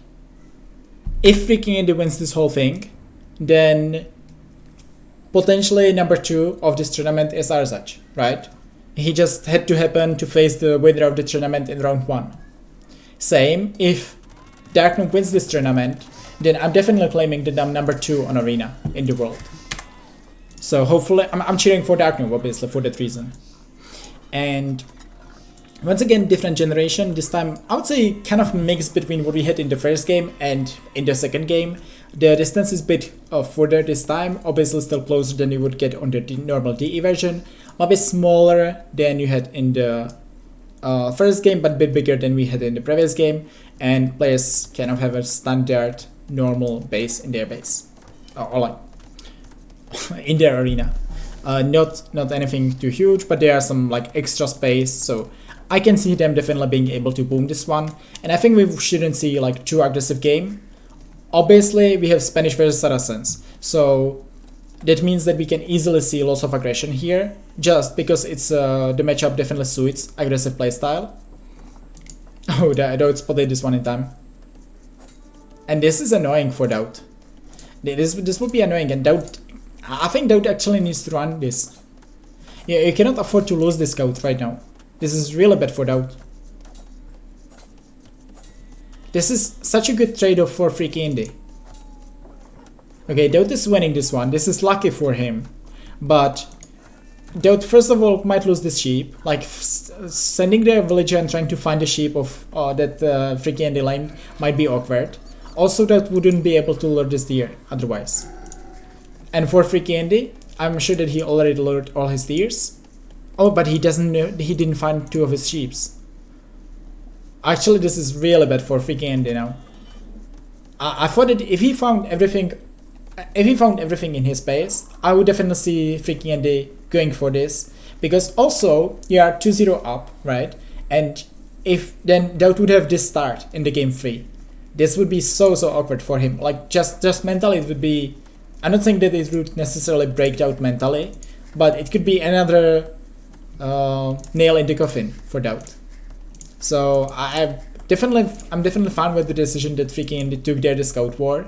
I think DauT took there way bigger risk than FreakinAndy, but the fact that FreakinAndy doesn't have 2 of his sheep is not adding up to this. Does 2 sheep make that big of a difference? Partly yes, because you need more farms because of it, which means that you need to play. You, for example, will have resources spawn 1 TC less, or you have to go later. You might lose a relic because of it. Like, those are things that add up. I'm not saying that FreakinAndy because of this will necessarily be behind the relics, but look at this. Now he has to make more farms. I think he will have to make like 4 farms. All the with Saracens, he can just send more villages on gold and kind of buy the food anyways. So I would say with Saracens is likely the least bad as it could be with other civilizations, but it's not optimal for him. Yeah. And in the what I want to say that in the light cav plays, simply having 1 less light cav can make such a big difference, right? And this is at least one light cav difference in like normal setup. So yeah, it is huge. On arena, everything matters on start. At the same time, they can just open their Kongs, and then it's not too relevant because the players are not going for the same strategy. So we will see how much of an impact this will actually have. And FreakinAndy is going for 24. Okay, the thing is it going to be range or is that going to be a stable? DauT is on stone. DauT is expected to play Kongs, which we would guess in the start of the matchup anyways. DauT likes to play Kongs on arena. Kind of not what clowns like to do, but for DauT he likes to play this way. By the way, this house is really awkward for him. Not much he can do about it. And this mining game is not in best position, but for now it's absolutely fine. So yeah, DauT is going for Kongs, and it's the expected play. So if you are going for stable, that would be weird for FreakinAndy. At the same time, I don't think that he has the resources to actually justify going for range. He's going for, actually he's going 25, yeah. 25 plus 2, DauT going 27 plus 2, that's standard with castle drop. Okay, now I want to see if that's stable. It is stable. Stable isn't good there. Versus Kongs, you don't want to open stable.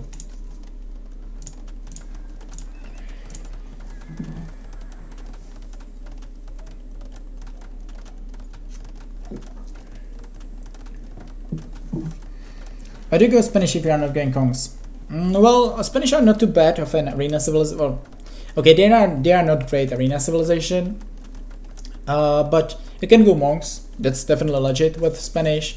You can go for boom into light cavs, and then you play hussars, you play bombard cannons, you play skirmishes in imp. You can play halves. You can play Kongs later on. It's not like Spanish are not too bad of our civilization really on arena. They have like lots of options. The thing is what they don't have is that they don't have like one go-to option. You know, they don't have one unit to will win them the game in the long term. And they also don't have a great eco bonus. So this is why they are not great, but they have decent options. Just not the one great one. Yeah. Okay, and DauT as we know, will have the resources to actually drop the castle right away. He had a quite clean PO this time. FreakinAndy losing there some time, 10 seconds of idle TC time, also not optimal. Oh, and so he sent there a spearman and he find a sheep. Oh, okay. Or did he? Hold on, what happened to those two sheep? Oh, and he didn't lure one deer. Let's take a look. I want to see what happened to those two sheep. No, DauT took the sheep. DauT, no. That's lame. Oh yeah, DauT took them. That's lame by DauT. I don't like that. I wanted DauT to win, but now I don't want anyone to win. I think like instead of the winner of this set, I'm just say that both lost, and I will squeeze myself into their position.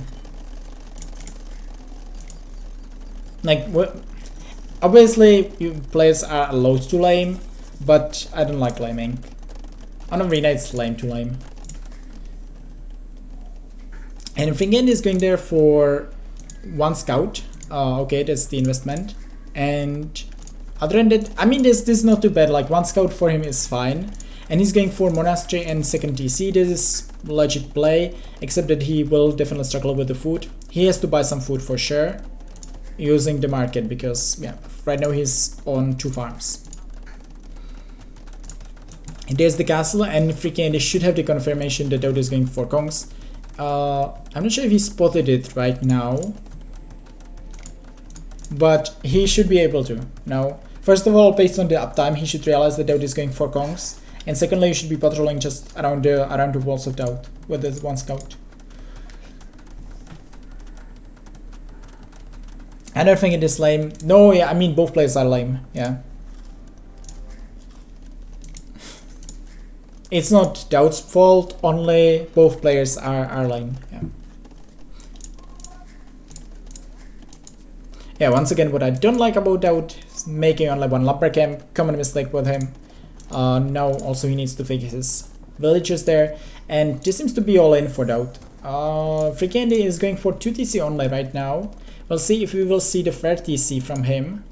I would say going for the fair TC would be likely better. But if you are facing full Kongs, oh, this is really good for DauT. This 1 conversion would be huge actually.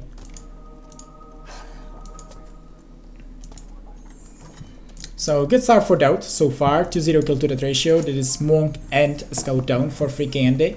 At the same time, FreakinAndy has the better boom because he's on 2 TCs versus 1 for DauT. And we will see if DauT adds TCs. It's not impossible for him. Okay, and there's the first TC for FreakinAndy. Alright.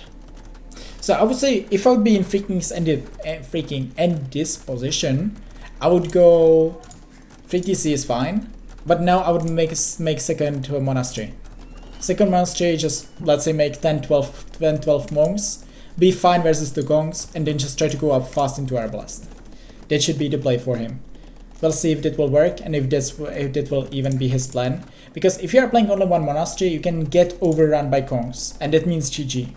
So yeah, let's see how this will work out. DauT also still has 6 villages on stone. DauT has now the map control. And DauT will get in, because DauT will make 2 petards and he will run into base of FreakinAndy, and then he will make the forward castle in the base of FreakinAndy. So I don't think that the position is too bad for DauT, but he needs to make the damage, because his boom, as we said, will be significantly behind there. Right now it's actually 6 villages behind. He's playing versus 3 TCs. DauT has very clean build so far, 1 second of idle TC time, but simply it doesn't really matter. Regarding the eco, he will be behind no matter what, so he needs to make the damage. There are now 5 Kongs. DauT is going for all in Kongs there. It won't be any fast in behind this. It is just, yeah, it is all in. And I think DauT can move against this. Move, DauT, you can do it. He's too close. FreakinAndy is so close. Oh, DauT really reacted there very slow, but those monks were definitely lower than 9 tiles. This was a big mistake by FreakinAndy. I think he misclicked those 2 monks actually. And he's lucky that he wasn't punished there, because I think it reacted 2 seconds faster, than both monks would die and there wouldn't be a conversion.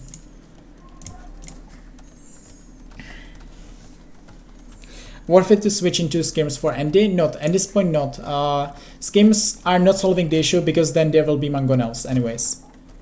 You can say crossbows, because crossbows don't cost food and it wouldn't cost him as much of the imp timing, but it wouldn't be a good idea either. Like, simply, there's one good defense against the play that DauT is doing, and it is full monks, which is what he's doing. But at the same time, he's simply, this is what I was saying, right? If you play the second monastery faster, you will have there enough monks, but now he has 5. Five monks simply won't deny this castle, and that should go inside actually. This is very bad castle by DauT, because this castle could easily go up here. And it's not that the monks would convert the villagers. If he's converting the villagers, you just go in and kill the monks afterwards. Yeah, and now FreakinAndy is buying the defensive castle, and this is an issue for DauT. This is issue. Yes, FreakinAndy committed into double monastery and he doesn't have a single relic, but at the same time he's 70 villages ahead. He likely should have the faster aim time than DauT, and DauT has this army, but his army shouldn't do anything. It might be a monk down, that is a monk down, that might be a villager down. And yeah, now DauT has to go back, and DauT has to go back with everything. Yeah, one monk down even. Could be even more than this. And DauT, what is DauT doing? What is DauT doing here?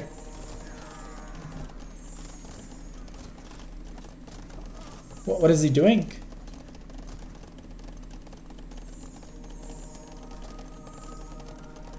Are you kidding me? Like, this is... Yeah, you can make some decisions which are not optimal, but the guy saw that there's like 7 monks converting his kongs. He saw the castle and he still moves in against this. Man, this is so weird how DauT played this one.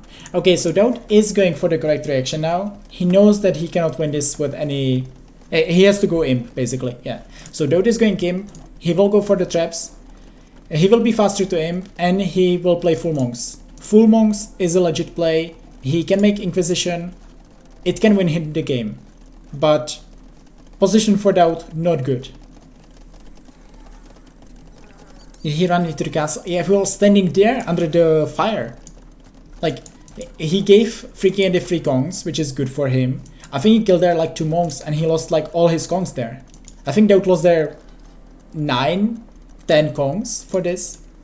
That was the weirdest move that I've seen in Master of the Circuit so far.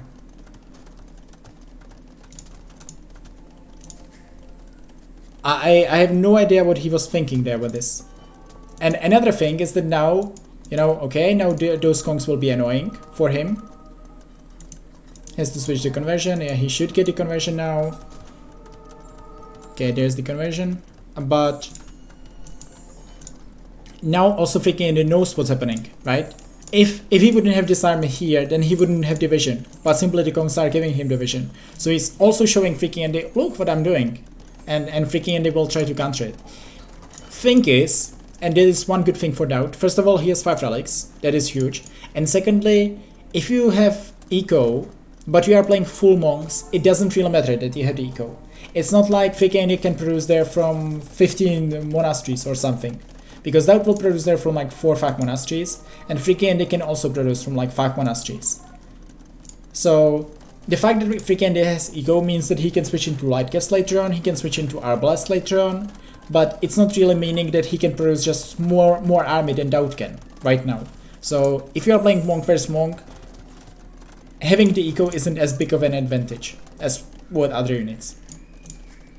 What I don't like about DauT is having those villages on foot right now. All those villages should move from here up to gold ASAP. DauT is going for the traps. DauT is going for traps from 2 castles.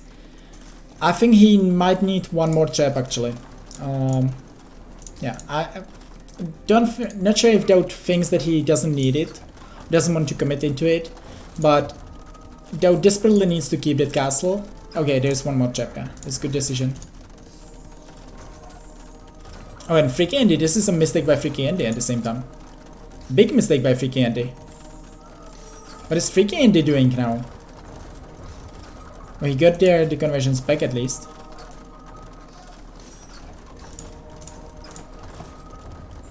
Why was he moving there without block printing? DauT has block printing, and FreakinAndy doesn't have block printing. How can you move out without block printing there? It doesn't make any sense. And now DauT now will push this one. FreakinAndy is dropping to 3 military right now. This is such a huge swing actually, because now he only has there 1 trap, which he has to go back with, and yeah, now he's going for stables, but stables won't really do it versus Kongs. Going back into 5 minutes ago, imagine if DauT would have there 10 Kongs right now, then the game is absolutely over. The thing is that FreakinAndy can go for light caves, but he has to play monastery stables, so it has to be monastery light caves. But the position is not too good. I would actually definitely favor DauT's position right now. And FreakinAndy heavily mismicroed the early fight there. It wasn't too good.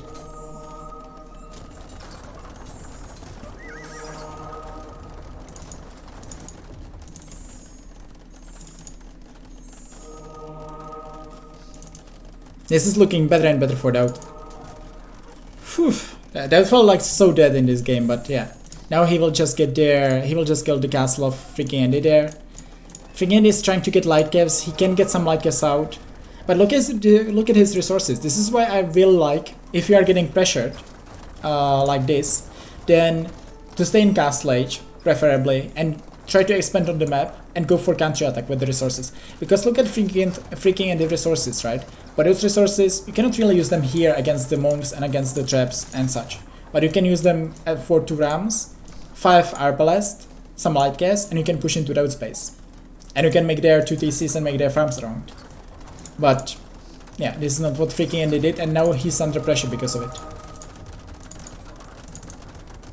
And the castle is definitely going down for FreakinAndy. There's 3 traps firing, but 4... Okay, DauT has to go back there.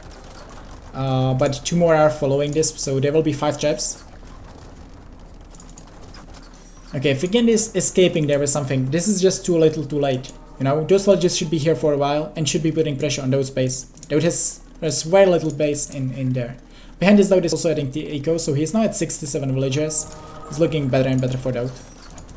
Although he needs to focus on the traps of FreakinAndy, this is very important. If he's losing his traps for nothing, then I can see FreakinAndy coming back potentially. So DauT needs to focus on the traps of FreakinAndy there, and needs to repair. And this is a very good fight for FreakinAndy so far. The thing is that he doesn't have their follow up. So once again, those Kongs are simply so good there. Once again, if DauT would have their 10 more Kongs, then those light casts would never be able to achieve anything. But yeah, that was a very good fight for FreakinAndy. But on the other hand, the big thing is that DauT will have the eco.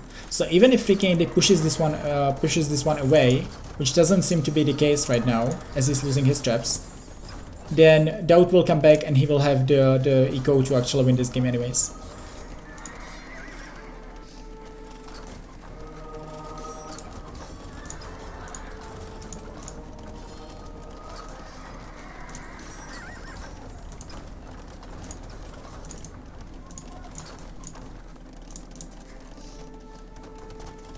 And now this simply feels very hopeless for FreakinAndy. Finally in there with 3 traps versus 2 traps. Don't really like that DauT has his traps so spread. It's not optimal. But he will likely lose some traps here, which is not what he wants. But after all, he's taking good trades, and this is all that matters for DauT. And also good job to stopping those villagers on the outside. Because this is what DauT is afraid of. DauT wants to play on this spot, DauT wants to play all in. Instead, those villagers on the outside can make it very awkward for him. Which is not what he wants to see. Yeah, DauT has eco and 5 relics, that is also true. 5 relics are huge there. DauT has now 17 farms. FreakinAndy has 31 on food, but well, that can just get there. He can easily make 50 more farms. He can switch into light caves himself. He can go for halves. For now, it's the reason why DauT doesn't have the eco really is that he's constantly focusing on the fight in the middle. If he would have time, he's just making there a couple more farms and switching into making some military buildings. But for now we can see that he's literally using all his APM to stay in the middle of the map and focusing on his fight. Well, this is 2-1 all of a sudden, so DauT taking this win, which was very... The game was very close, but yeah, there is simply no hope for FreakinAndy. Seriously.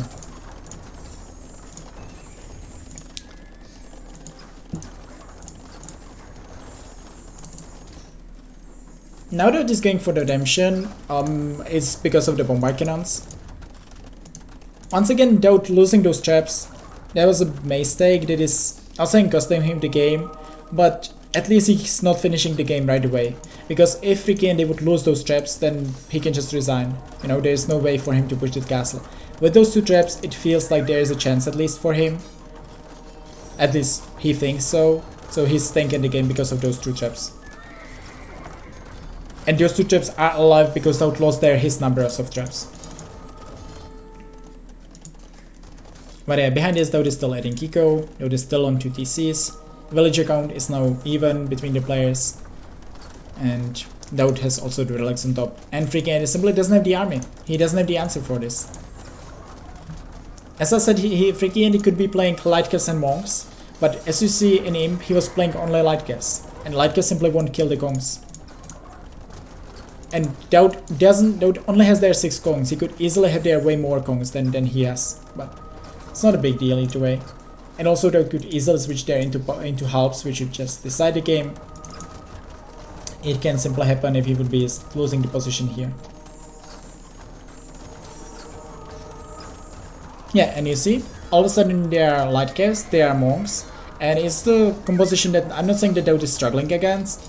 But all of a sudden he's at least losing the castle. He's losing his traps, and it will take a while for him to finish this game this way.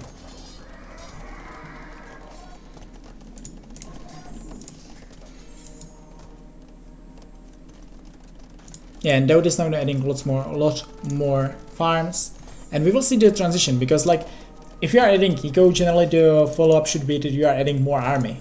So, like, we could see Lightcast from DauT, we could see halves from DauT.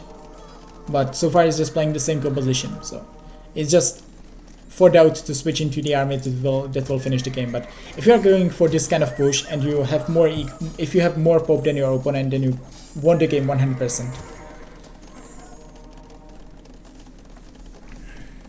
The eco balance is not great. It's really tricky there. You know, it's easy to say, but DauT has to micro this all the time, right? So yeah, DauT doesn't have the perfect eco balance right now, but after all, getting to the 27 farms is actually very decent in this position, and well, like the aggression that he's doing. And yes, if DauT would have more time for his eco, he will definitely have their 50 farms right now and spamming hussars. But managing your eco while going for this push is really difficult. I know that he's slower than FreakinAndy would, but once again, it's very difficult to play this position. There is no getting. Is that a troll DauT? That is going for supremacy. Oh boy. The guy is 2-1 behind. He got outplayed first 2 games. He is now winning because this is Vintage Arena, where DauT played this game not really well. Took there some horrible fights, and now when he's still behind 2-1, he's going to play with supremacy and going to win the game this way. I mean, I wouldn't have the balls to do this, honestly, in the tournament. Because this doesn't feel like the most respectful thing. But, I mean, yeah, it will work for DauT. It's a legit play to finish off this game, but if you get outplayed 2 games and you are still 0-2, actually it's not 2-1, it's still 0-2, then doing this feels like a special move.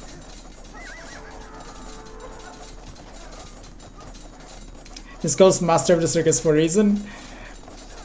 I would say this is, you know, this is equivalent of 105. And like saying 105 when you are 0-2 behind in a series of best of 5.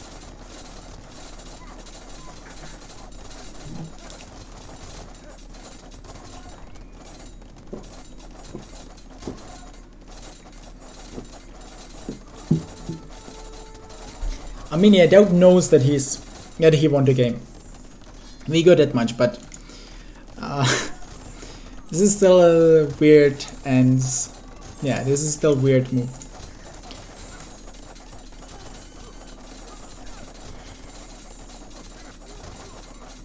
And also the score isn't too much in his favor, right? The score is basically even between those two, so like it's a special move. And FreakinAndy, I can see why he's not going to resign right now. Like, the game is definitely over. He should realize that there is no chance for him. But I can see why he's not going to resign right now. Because I would be very tilted in his position, and that would annoy me if someone would play like this versus me in a tournament. So, well, we will see there. But it's definitely spicing up this series.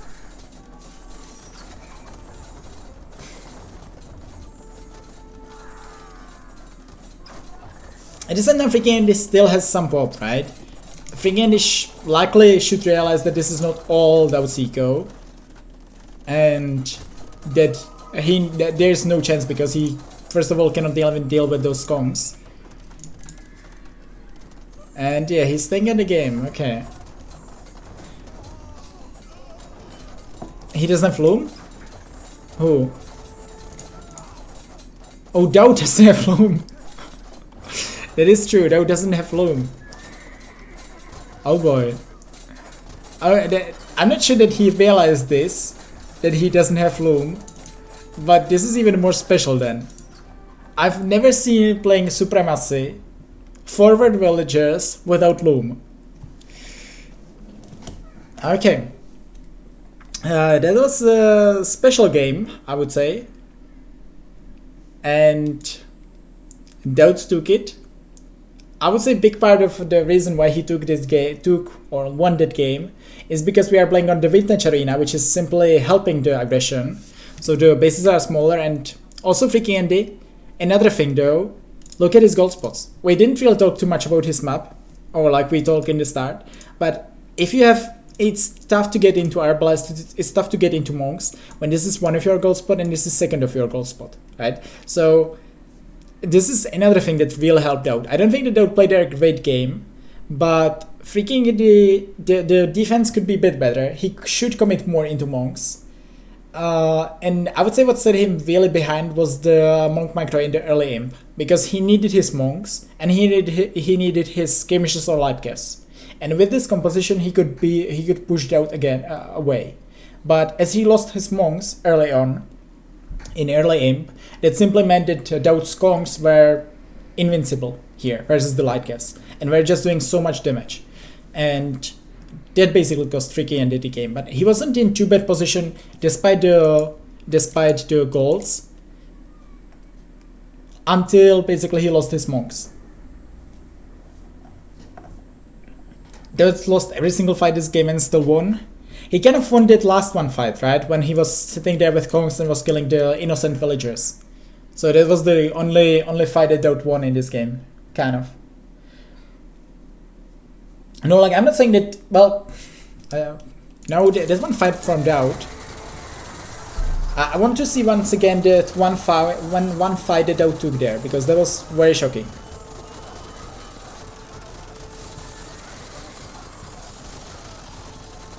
Can I go there like to some point in game?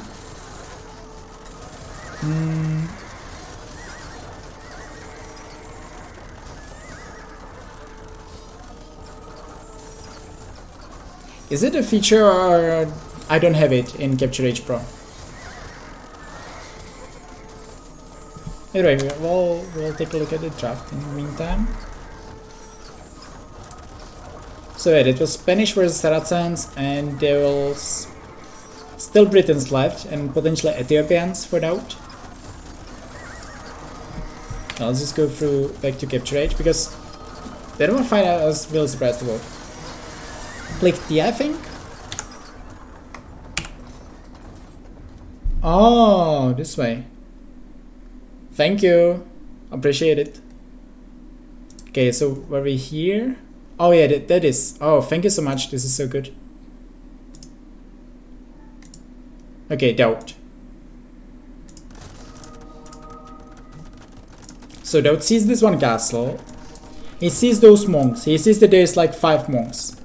Tries to raid from this angle, sees that there's everything closed. So far, everything seems standard. What you do now is DauT, send those conks back, send those villages, send those monks back, go for imp.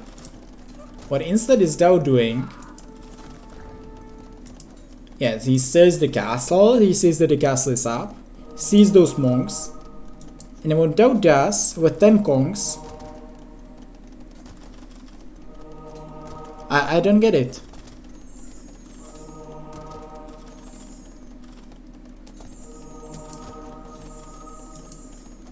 So yeah, surprisingly there was 5 conversions.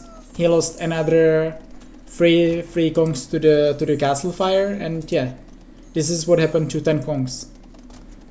I don't get it. Can someone explain me what was he thinking? If I could see, like, if he would have their I could see an explanation. He had their luck and he couldn't micro, but he literally moved his conks, right? That was the weirdest fight that I've seen in a long time.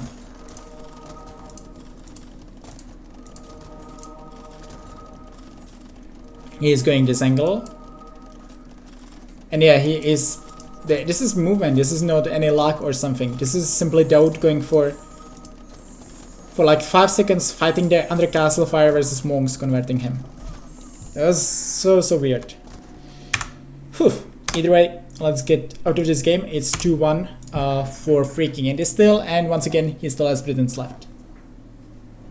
Don't think he realized he was in castle range. Well, and he didn't realize it for 5 seconds when the castle was firing at his conks.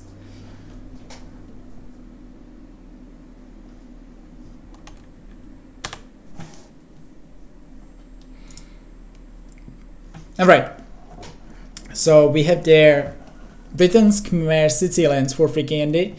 I think we will see Britons. I think FreakinAndy wants to finish off this series right now. Because if you are going Khmer or Sicilians, it feels like you are opening yourself heavily to play game 5, which you don't want to, you know? You are 2-0 up, you lost 1 game, you want to finish it now. So I'm very sure that we will see Britons for FreakinAndy. And yeah, it should be Ethiopia for DauT.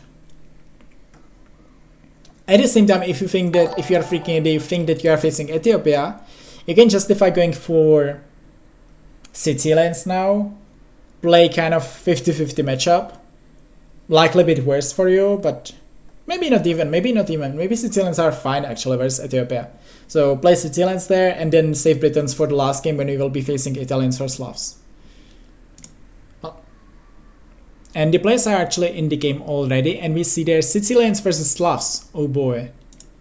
So FreakinAndy is saving Britons for the last game, and he's facing their.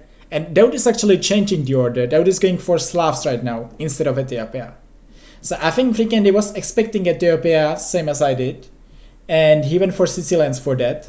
And he's instead of Ethiopia, he's likely facing the best save against Slavs, actually, against Sicilians that DauT has in his draft. Slavs are really not bad versus Sicilians. You can go for Boyars, which is very strong. You can obviously still have halves, you have onagers, you have good infantry. I like this choice a lot by DauT. Yeah.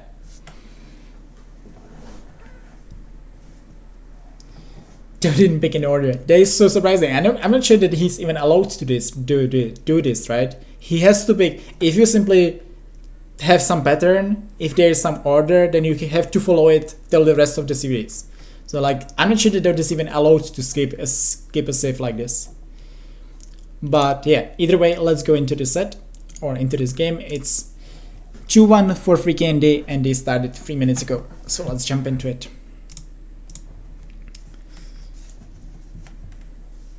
No, it's a really good move by DauT. I like it a lot. Yeah. At the same time, if FreakinAndy would go for Britons, then Britons versus Slavs is a horrible matchup. This is the, I would say Britons versus Slavs is the worst matchup that DauT could face in this draft. So not a thing that he would like to see, but I can see FreakinAndy being slightly tilted there, because instead of getting, if I just press T, okay.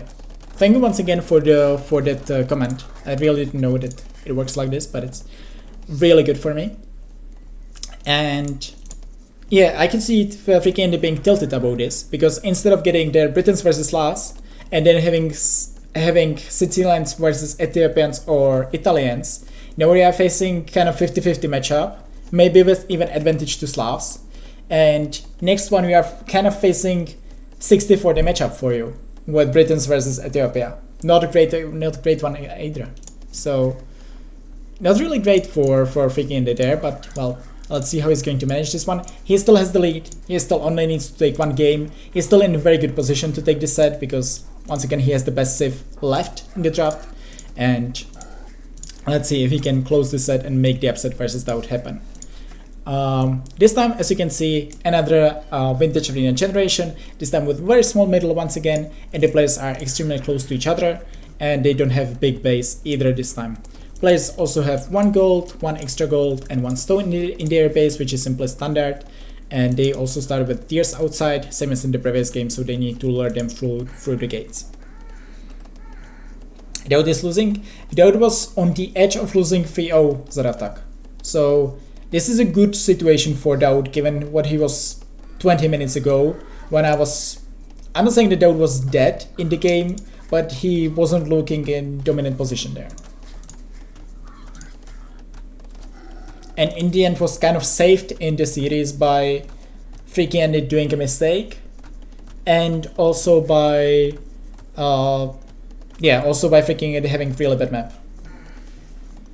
If FreakinAndy had one main gold, then defensive, then I think that would be a big issue there. FreakinAndy is going for 20. Why is he having 3 on gold right now? Okay, I think that FreakinAndy wants to get 200 gold, and then he will remove those villages from the gold. This is my guess. Because like otherwise having 3 on gold right now, if you want to go like 26, 25 plus 2, doesn't make any sense. He's going 25 plus 2, but yeah, he already has 150 gold.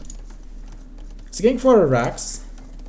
So this will be a stable opening. But it won't be a stable opening because he doesn't have wood once again. Like instead of this mining camp, those villages should be on wood. And now he should be making the mining camp. Because once again the BO is simply off there for FreakinAndy. And I can guarantee you that he will be struggling here with this BO. Either he will be struggling with wood, which I mean he will likely be struggling with wood, or he will be struggling with food, he will be struggling with something there. And on top, I don't really like to go 25 plus 2, especially with Sicilians. You really want to get horse color very early, you really want to get a heavy plow as well early on, and obviously this way FreakinAndy is kind of denying both.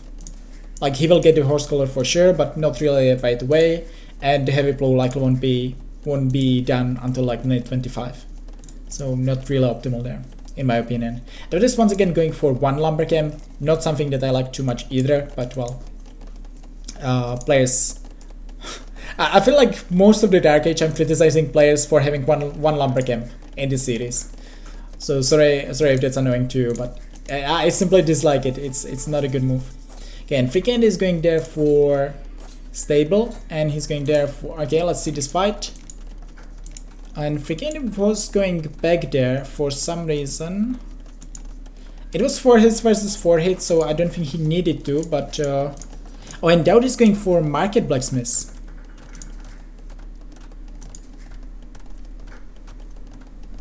So I think, okay, my guess is that DauT is going for Spearman, Monastery, Boom. Is what would be my guess. And DauT is now going for the second lumber camp, yeah. Instead of like he should have second lumber camp already. So those villages, he wouldn't have their 7 on 1 lumber camp, but he would be more efficient with the wood. But ignore the lumber camp trying, please. But it's not good. Like the players could be simply more efficient there. Yeah, so my guess, DauT, Rax. Show me a Rax DauT, so show me that I'm correct for once. Although it could be... DauT isn't going for double monastery opening, right? I could see DauT, maybe not even the Rax, just one monastery, 2 monks, heal the scout, get this relic for free. You can maybe squeeze in another one. I think it's decent for DauT if he plays it this way. At the same time, FreakinAndy has their one scout. Like, his opening was stable, but he's not making any scouts there. Okay, yeah, there's the Rax from DauT. So yeah, that will go for a couple of spearmen, he will go for a couple of monks. This is a legit play with Slavs. I don't really mind it too much. On such a small distance, I think opening just spearmen is absolutely fine for DauT. Right now it's a losing fight for sure. Yeah, DauT needs 3 hits again to kill FreakinAndy, and FreakinAndy needs 4 hits.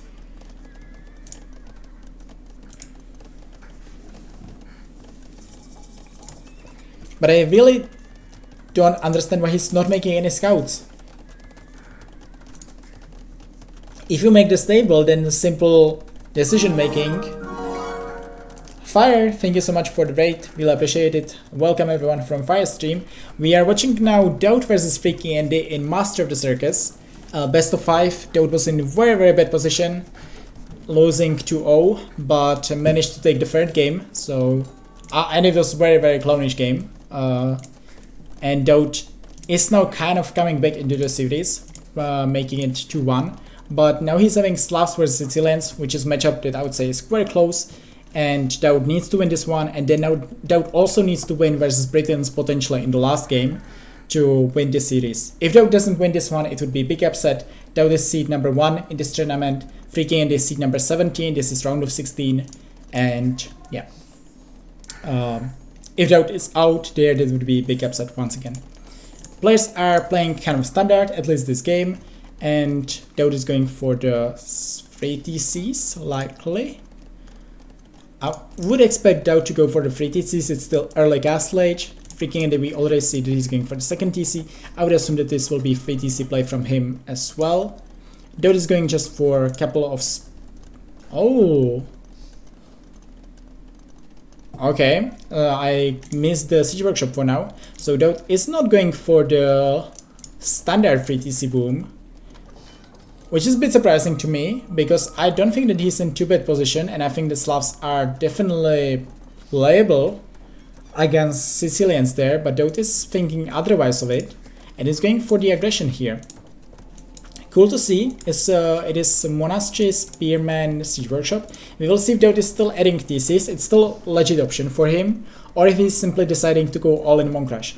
The issue is that if DauT is going for all in Monk Crash, and let's see if he will be able to stop those two. Seems that those are 2 rallies for FreakinAndy. This is something that he should be very happy about. What I meant to say that if FreakinAndy is going for on stone right now, then it's TCs, and that then makes this is the TC on stone, and that then makes the not Flemish Revolution, but First Crusade. Then it's obviously amazing versus the composition that DauT has. Because there will all of a sudden be 30 units with resistance to conversions, and that is simply the end of DauT's Monk Crash. DauT is now going for the 2nd DC though, so this is not all in by DauT, but this is simply, I see that I have map control, I'm going for the pressure, and I think it's a definitely legit choice, because as you can see, FreakinAndy is now at 50 stone. So by the time that he will get the resources for the castle, that will take a while, and DauT can definitely put a lot of pressure right now. So I like the position for DauT for sure. He's getting 2 relics, both players abandoning this 1 relic, so it's 2-2 for now. And this pressure is ugly for FreakinAndy. He's going for a Mangonel, that is good for him, but I think DauT will likely commit into Redemption soon, if he will get the raid here. I like the position for DauT here for sure, even though when he's behind 10 villagers, but he will get there some eco himself, and this is a very strong pressure for FreakinAndy. Right now it's not something that he can deal with. missing there both monks, but FreakinAndy has to be very careful about this. Stable is going down. DauT is committing into Spikeman here. Well, his read was that he's facing their light caves, which wouldn't be too bad of an idea because obviously Sicil and light caves, first of all, would be very good versus the monks, and secondly, wouldn't be bad versus the spearmen too much either because they are only taking half the damage, or like half the bonus damage. And FreakinAndy is under a lot of trouble. As you can see, the score is now heavily in favor of DauT. And DauT is, yes, he's 10 villages behind, but it shouldn't be situation forever like this. And DauT is going for the third TC as well. So as you can see, DauT's decision here is okay, I have the lead, I will go for the pressure, and then I want to win this game in a more conventional way. This is Sicilian Castle, this will go up for sure, but it's not solving, it's not the ultimate solution here for FreakinAndy. Because DauT can still kill this castle, potentially. Okay, seems that he cannot kill this TC though, I bet. But I think from here he can actually still kill this TC, he can put pressure on this TC, and after all DauT will have the better eco very soon.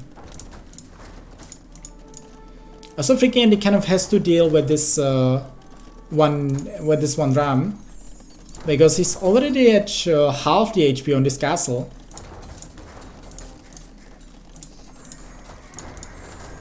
And also FreakinAndy kind of has to commit into his own mangonel still, because this is not something that he can deal with for now.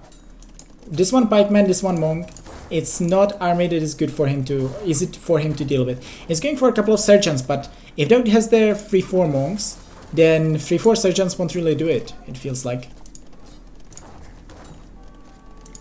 And it should be a villager down also for FreakinAndy, some value that DauT definitely wants to take. And Relic still uncontested, and as you can see, villager count evening out right now. Only 5 villages difference, and it will likely even out very very soon.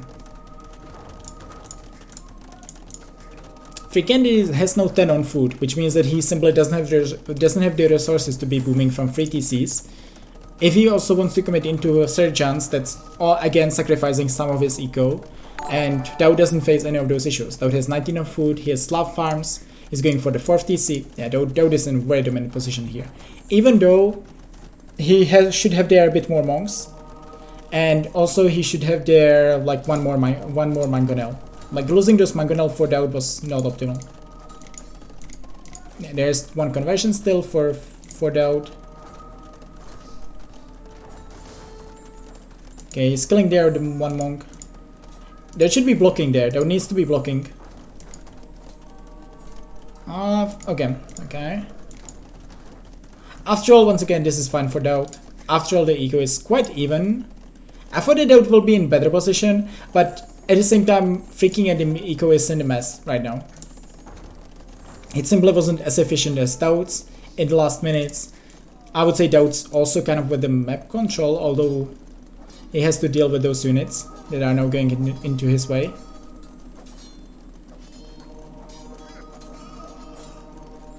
Oh, and this is not something that DauT wants to face actually. Okay, let's see if DauT can micro this one. Not really. It's losing one mangonel and will actually lose the second one even.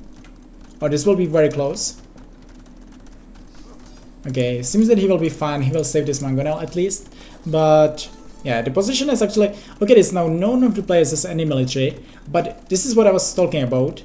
Look at those resources, you know. He did the damage, he went for the pressure, and sure, now they are even with the will count, or FreakinAndy still has even a lead. He has 4 TCs as well. But DauT will simply be way faster up to imp. He will make this castle. There's no chance that FreakinAndy is denying this, likely. And then DauT is in amazing position to win this game. Basically, DauT just needs to trade against this one mangonel. Okay, that was a good shot though. But yeah, DauT has their one pikeman, DauT has their one scout. DauT should be absolutely fine there. Nice shot there as well by DauT. Yeah, and also, okay, I thought this will be a bit better shot there, but he's just carrying the mangonel away. This is also super fine for DauT. And his castle is up, and DauT is only 2 minutes away from imping, while FreakinAndy is still having 300 food. It's now going for another TC. We know what it means. He's going for the First Crusade. First Crusade can be strong, can push this away. The game isn't over yet. DauT needs to realize that he will be facing First Crusade and he cannot lose his position. But position for DauT still better than for FreakinAndy, that's for sure. Yeah, also I like that FreakinAndy is opting first for the for going to Imp, and then he will make the First Crusade. He couldn't go for the First Crusade and try to make the damage with it, but I think this is the better decision for him. There is going for Detinets. Okay, so DauT wants to... I'm not sure that this is too good. Like, DauT wants to make there more castles, which are costing more wood, or less stone and more wood. Let's see how this is going to work out for him, but I don't think that this is necessarily the unique technology that DauT should be doing right now. So let's see about this. And I also, yeah, okay, there's... Oh, no. Okay, castle should go up, and I don't like this castle too much from FreakinAndy. Oh yeah, but obviously selling castle should be going up. But now DauT just needs to make a castle here. DauT is so much faster up to Imp. And this should be instantly traps from DauT. Trap, DauT. Some more dead villages for FreakinAndy. There's the first trap.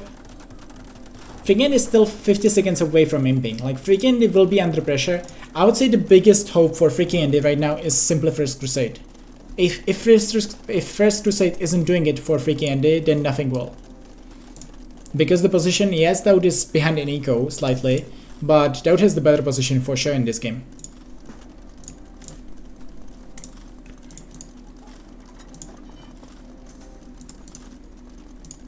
Okay, there's the first trap, there's the second trap, another trap. Let's see. We see first traps for FreakinAndy from both castles, another castle from DauT, and oh, and DauT wants to play, you know, I like this a lot. DauT wants to play boyars here. So he just wants to make like 4 traps, 5 traps maybe, and then it will be full boyars. Actually a very good decision, because you know that you will be facing First Crusade there. You know that it's very unlikely that you will be facing Halps right now. So switching into boyars, this is a very good decision by DauT. I like it a lot. Now getting there some raids right now. FreakinAndy might realize that he's facing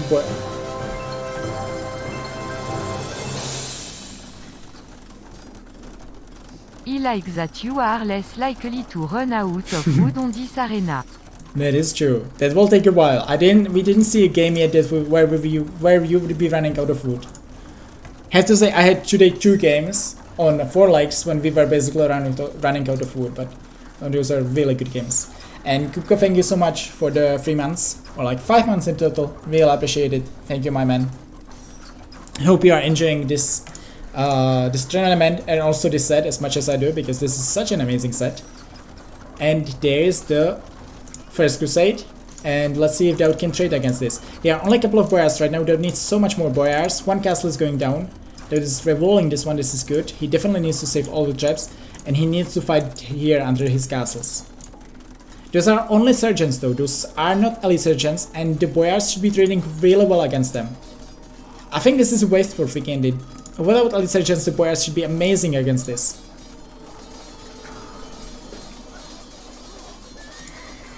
Yeah, and DauT will even save his traps. This is such a great trade for DauT. Score might be a bit misleading, but yeah, FreakinAndy needs to switch ASAP. There should be pikemen, there should be helps. And DauT even won't lose a single castle there. It's such a good play by DauT. I would say champs would be a legit play for sure, but boyars was simply the better choice there for DauT. I like it so much how he played this one. Yeah, and obviously FreakinAndy cannot go into for elite right now. He has to stay with those, and he has to switch into full pikemen or full halves, but this game feels over. The position for FreakinAndy on the map is just so much worse. And DauT should be able to save all his castles there. There are only 2 more traps, but I think both will go down very soon.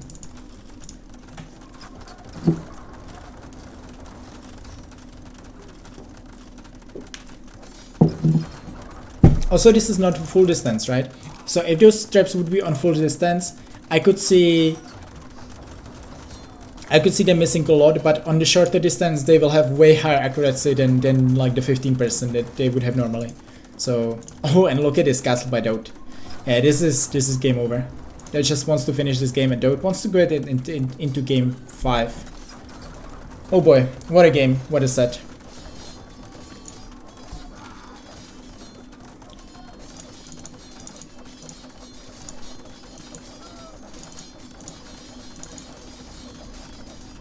Could be more forward. I mean, like, it could be, but there's the castle of FreakinAndy, you know. You kind of don't want to make it under the castle of FreakinAndy. But yeah, this is looking very, very good for DauT. And the thing is that DauT, I could see DauT switching here. You know, DauT can easily switch into champs behind this. Should be likely his switch. Oh, he's facing Cavaliers, but I don't like the Cavalier choice at all. Cavaliers don't do too much versus Elite Boyars. There isn't any benefit of going Cavaliers. That should be full halves by FreakinAndy. I'm very surprised about his decision making there. Yes, he can loop around, he can snipe the traps, but is it really something that will save him in the game? I don't really think so. But at the same time, sure, 5 traps going down, this is something. We will see if he will manage to kill all 5, or all 6, but I could be likely. But after all, castle is still down, DauT is raiding there, FreakinAndy is dropping a lot of population. I can see him dropping to like 100 pop within 1 minute. And this is not looking too good for FreakinAndy at all. After all, sniping all the traps, that was something, but yeah, simply the Cavaliers versus full Boyars isn't a good option, even with Sicilians. And this is the GG. Whew, DauT coming back there once again from the hell, and this is 2-2 right now. And we are going into game 5. But the issue is that DauT will now face Britons, which is arguably the best civilization that is left in the tournament. Once again, this tournament works that we are banning 2 civilizations that are most used in every round. So round of 48 we banned Turks and Bohemians for round of 32, and for this round we added also Aztecs and Teutons as the 2 most banned civilization from the previous week.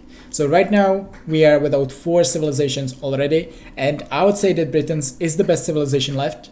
And it is a civilization that FreakinAndy still didn't play in his draft, and I think it's basically guaranteed that he will now play Britons. DauT, very likely playing Ethiopians. Ethiopians are not bad versus Britons, but Britons are the better side for sure in this matchup. So this is not going to be easy for DauT to win this one. At the same time, he was down to 0, now he came back 2 games in a row. I can see DauT definitely winning this, but it's going to be tricky. This is the best save that FreakinAndy has left. You can click saves on the draft again to show winner and loser. I know, but I'm too lazy to do that. But if you want to do it, then 1, 2, this way, this way, this way, this way. Here we go. The best of left versus the best player ever. Well, watching game 1, it didn't feel like we saw the best player ever, given how DauT played there.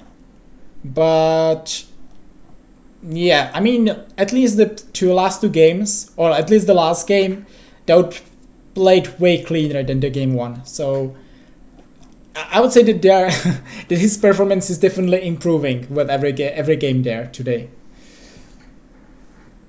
Move to go Khmer. Yeah, Khmer would be a surprising choice. Khmer versus Ethiopia or Khmer versus Italians. Good luck with there. Like, and it's not a bad matchup either way. On Vintage Arena, Khmer are playable versus both civs, while simply Britons are the better choice. And as this was the big number 1, I'm very, very sure that we will see Britons. Whew. Okay, and let's see if the players are in the game. Not yet.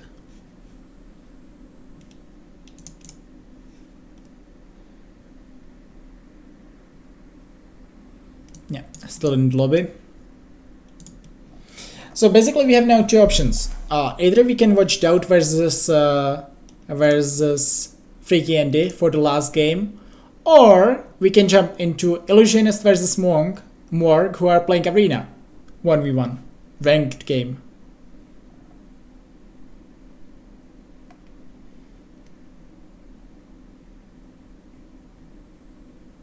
Or also there's Matador versus, yeah, or we can also watch Arabia right now.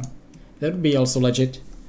Morg, please. Yeah, I know that we are all big fans of Morg, so we can go for Morg. There's also Blackheart playing Serhala Queen. I mean, Blackheart's you know, the pros and cons of this. If we go for Morg versus Illusionist, we are right away going into the action. We are also seeing a lot of chat there, a lot of talk between those two players. So, you know, maybe a lot of like Slavic insults. So you could learn some Russian, some Slovak as well. You know, might be more hype than DauT versus FreakinAndy. And also we have to wait in because they are in the lobby yet. So just saying that might be the better solution to actually switch to some different game right now.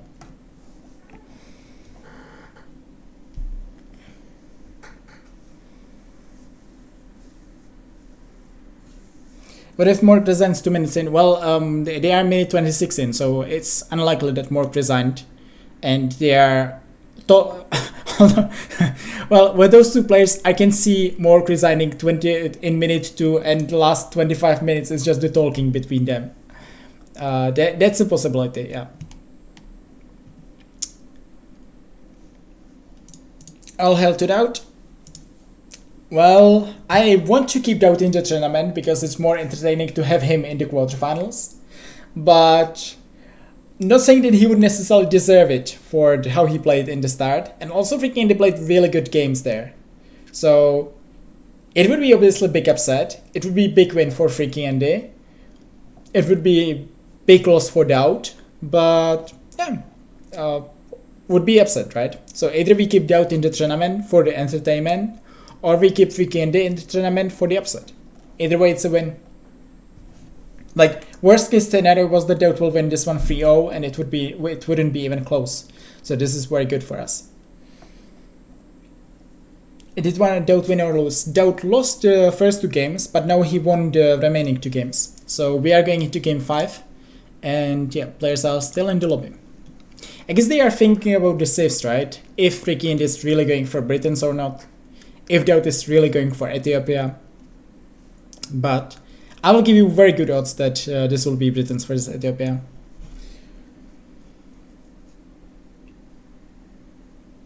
And remember, we are now watching this set, and just to promote the brackets once again, what we have left in round of 16. So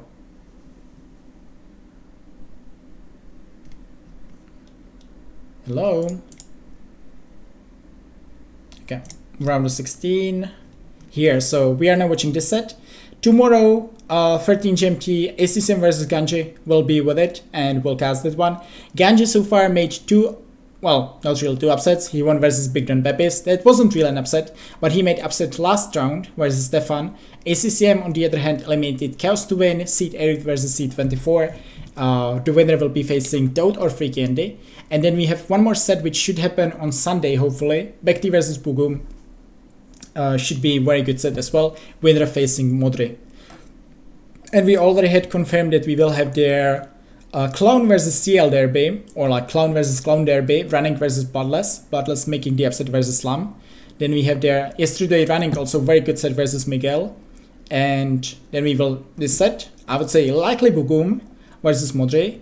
Winchester versus Dark Noob making the upset versus me. I'll ignore this please. So there will be Dark Noob versus Winchester. And then we will have there this set, FreakinAndy or DauT versus ACCM or Ganji. Remember, all the quarterfinals will happen, not tomorrow, will happen on next Monday till Friday. And next Saturday we are going to see semifinals. Next Sunday will be the finals of the tournament. And the players are still in the lobby. Alright. So, you know what, let's go for the trailer. We didn't watch it for a while, so let's go for the trailer, and hopefully the players will be in the game by...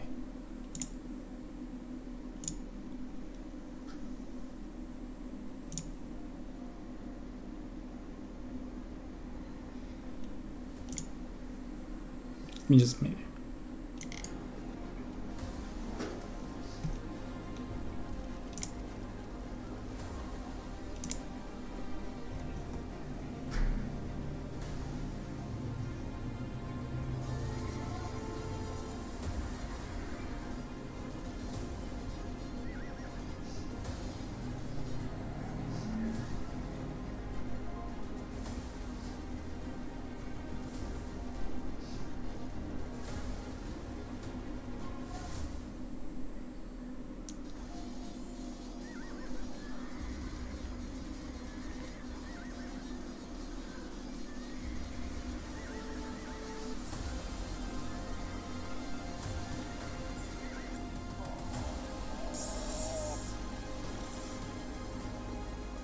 Yeah, nothing.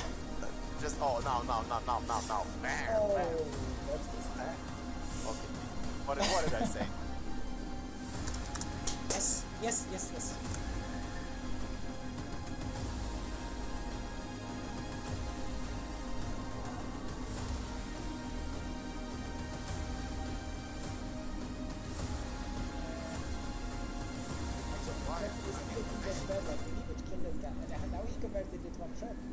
Yeah, but this guy's actually pretty good. Alright, yeah, that was the trailer. I'm sure that we saw it a couple of times, and we are going into this. This is Britons versus Italians. Oh my god. Britons versus Italians for DauT, okay. They're not going for Ethiopia. I don't think this is a smart choice. It's a surprise, but it's not a smart choice, I would say. But let's see how this is going to work for him. Let me actually run from this series. For Master of the Circus 3, can you please rent the Circus 10 for the LAN finals? I can see myself organizing Master of the Circus 3 in like a year. But yeah, I think I would need for this to happen, I think I would need to not be full-time anymore. So like this is the goal for me, to kind of where I have full-time job right now, to move it to like part-time job and make streaming as like also kind of part-time job for me. And if that would happen, I can see myself organizing Master of the Circus 3, but simply like the time commitment, if I'm also full-time at the same time, then it's I don't see it happening really. Like right now I was basically quite lucky to have month when I'm not working too much, but yeah, I don't see it really happening like next year like this. So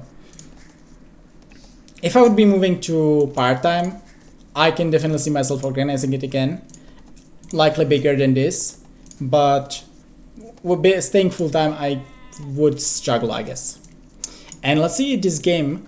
So first of all, we have there Britons versus Italians. It's definitely advantage to Britons in my books, but Italians strong civilization. The issue is that you are struggling versus Arbalest there. It feels that at least with Ethiopians you have their siege rams, what with Italians you have condotieros, but condotieros are not the best choice, and that's your best bet kind of. You can obviously play hussars, you can play your own Arbalest, but there isn't really good option versus Arbalest of Britons if you are playing as Italians.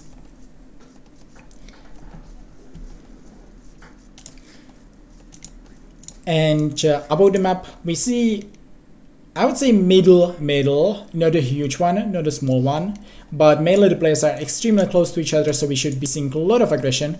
And if you are a fan of DauT, then you should be very happy about this, because FreakinAndy has very bad map. Very defensive stone, that's good for him, but gold, very forward, another gold kind of forward, another those two gold spots very forward. So basically, imagine a castle here, this is kind of denying all those golds. Really bad map for FreakinAndy. We'll see how it's going to work for him. DauT on the other hand, very defensive gold, kind of defensive stone, decent map for him.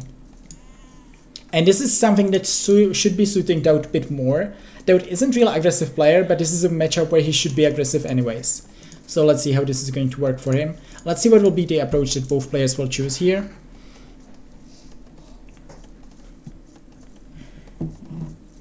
You can open Double Siege Workshop here. I mean, as such, did we open the Double Siege Workshop versus Britons? I'm not even sure anymore.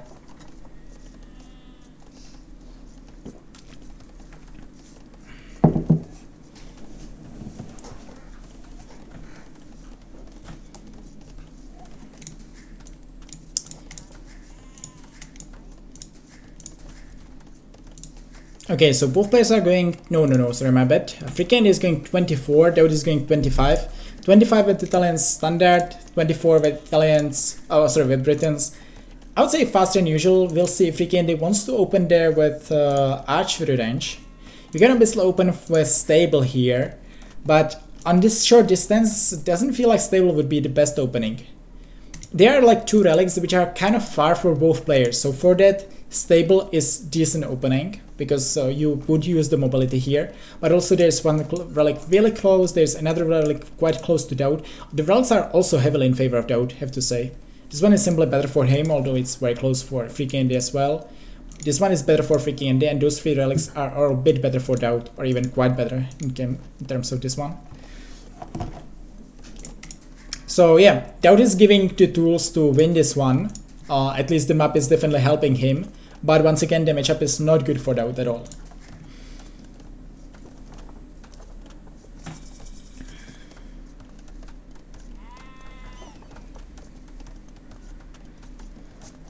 Well, everyone wants to cast this set, right? I mean, who cares about Rise of the Elephants when DauT is playing, and when DauT was down 2-0 down?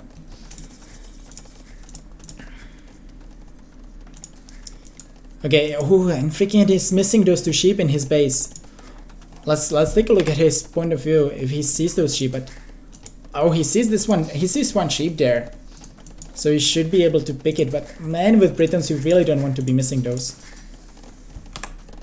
Surprising choice there. And also with 11 seconds of idle TC time, that's not optimal. On the other hand, as you can see, DauT very clean BO, already horse collar, already, no, not yet double bait, but he can easily afford it right now. Here we go, there's the double bait, and very clean BO by DauT on the other hand. So yes, DauT is going 1 village slower, but definitely advantage for him. He's 15 seconds behind, that's not too bad, and on the other hand, having way cleaner BO here. Thanks for the follows, guys, appreciate it. Rise of FreakinAndy.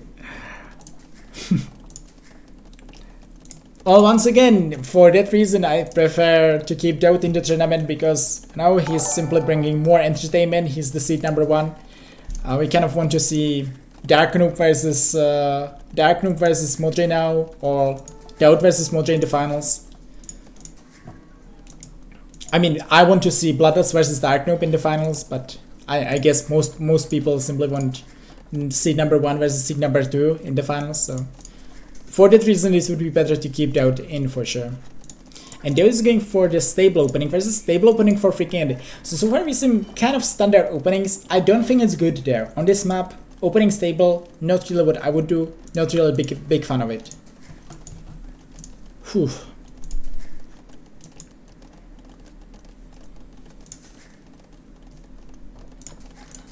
Now that's still 30 seconds away from going up, but he has there more scouts. FreakinAndy is this time committing more into scouts than he did in the previous game, but now he will learn the wolf here. Oh, that was lucky for FreakinAndy.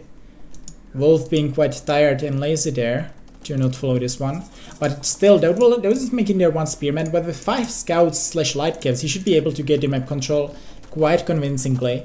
Once again though, oh, this is very good fight for DauT even.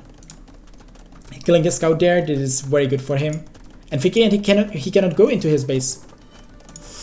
That was so close, FreakinAndy could lose the game right there. Oh, is he? Oh, what is he doing?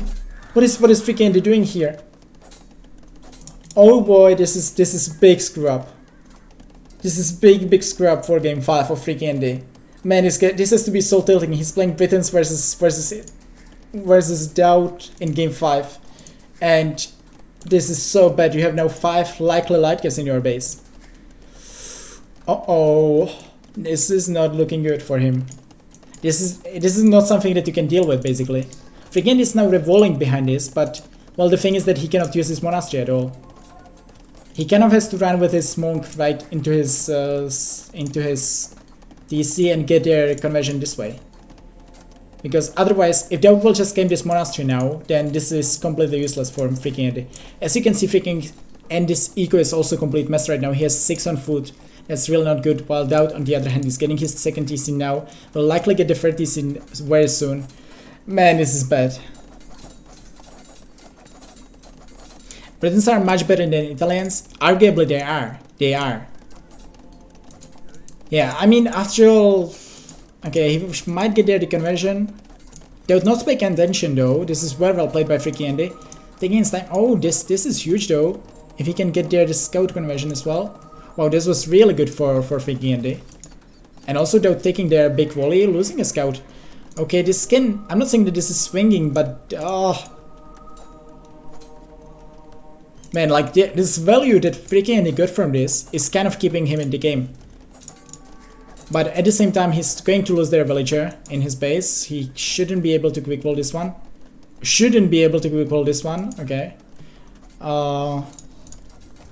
There will be Siege Workshop from DauT. I would like to see 30C though for DauT. Like 30C and then the Siege Workshop. This is still fine, but it could be better, I would say. In the end, DauT is losing those scouts. Likely no. But this is what it cost, right? After all, yes, even if DauT is losing those scouts, then what does it cost? FreakinAndy has 3 minutes and 30 seconds of idle TC time. And he wouldn't have this if DauT wouldn't run in with those scouts. He killed their villager, so the advantage for DauT is quite major there, even if he's losing all those scouts, because they definitely paid off for him.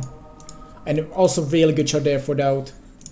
Should be a dead monk here for FreakinAndy. Yeah, here we go. Losing their 2 monks, this is again good value there for DauT.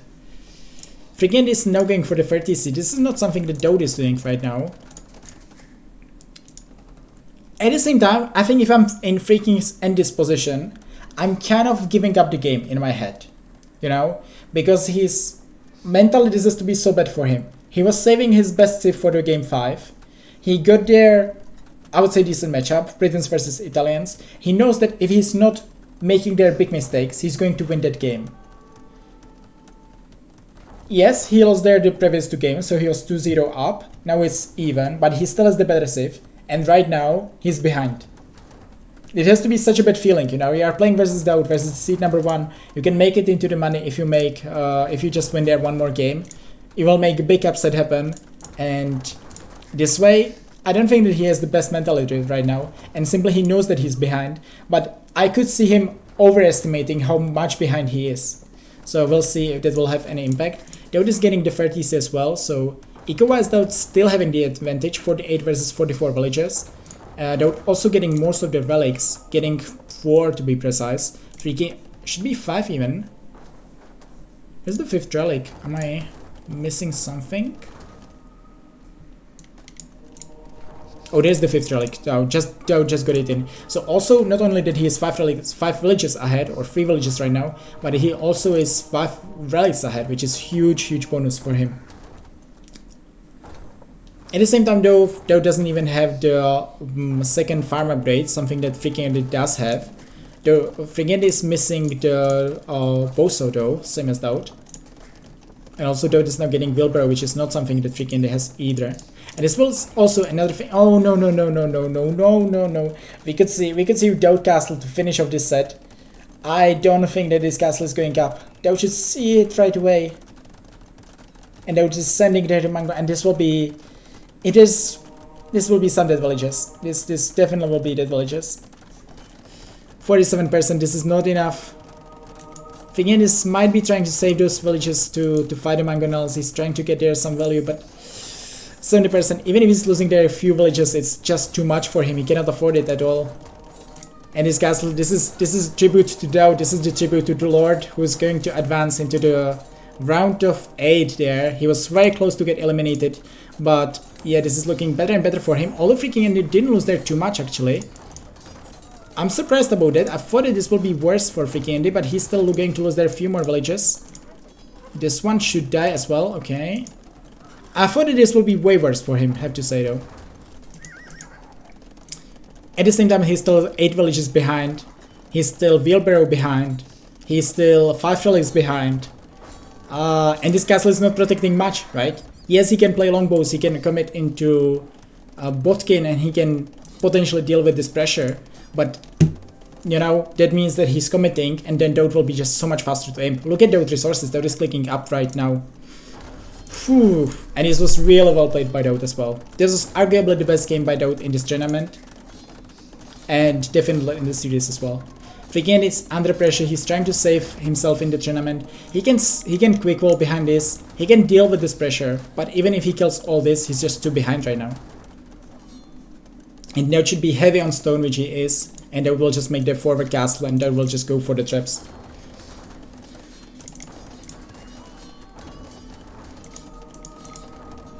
Could be a conversion of the knight, that would do something there for FreakinAndy, but no, he's instead even losing their monk. And a really nice ground shot. Wow, that was masterclass by DauT. He was expecting this plate and then this mangonel shot. That was really well played. High level start there from DauT. FreakinAndy losing another villager. He's still 7 villages behind, and I think that the moment DauT will show that he's in imp, FreakinAndy will call this game. Phew, this knight should definitely deal with this villager, should deal with this mangonel, but does it really matter? I don't really think so. DauT should likely send there the monk forward to make sure that the knights cannot just kill his mangonels, but also FreakinAndy, once again, look at his map. He has the forward golds, right? This is something that he had to be worried about, and DauT is punishing this as well. Like, if he would have defensive goals, not saying that there would be any hope for him in this position, but this is even worse with the forward goals. And as you can see, FreakinAndy still has 400 food right now in this position. And in the meantime, DauT is just 17 seconds from imping there. University, DauT wants to get chemistry, DauT wants to get bombard cannons. DauT knows that he can potentially, that FreakinAndy can be also imping there in this point, but he's not, and this will be the GG. Whew. And this is DauT making the big reverse sweep. Being down 2-0, facing, DauT was in a position when he was down 2-0, and also remember that DauT was facing Britons there. There were still Saracens left, there were still Sicilians left, and DauT made one with Spanish with a very aggressive play, then played there with Slavs, again played aggressive, paid off for him, and once again another third game, and he's again playing aggressive, and again it paid off for him. So DauT played passive 2 games, lost both, and now then went aggressive last 3 games and took them. And even winning versus Britons with Italians, that is, and it means that DauT is advancing into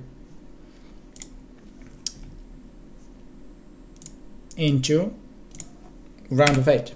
No, this.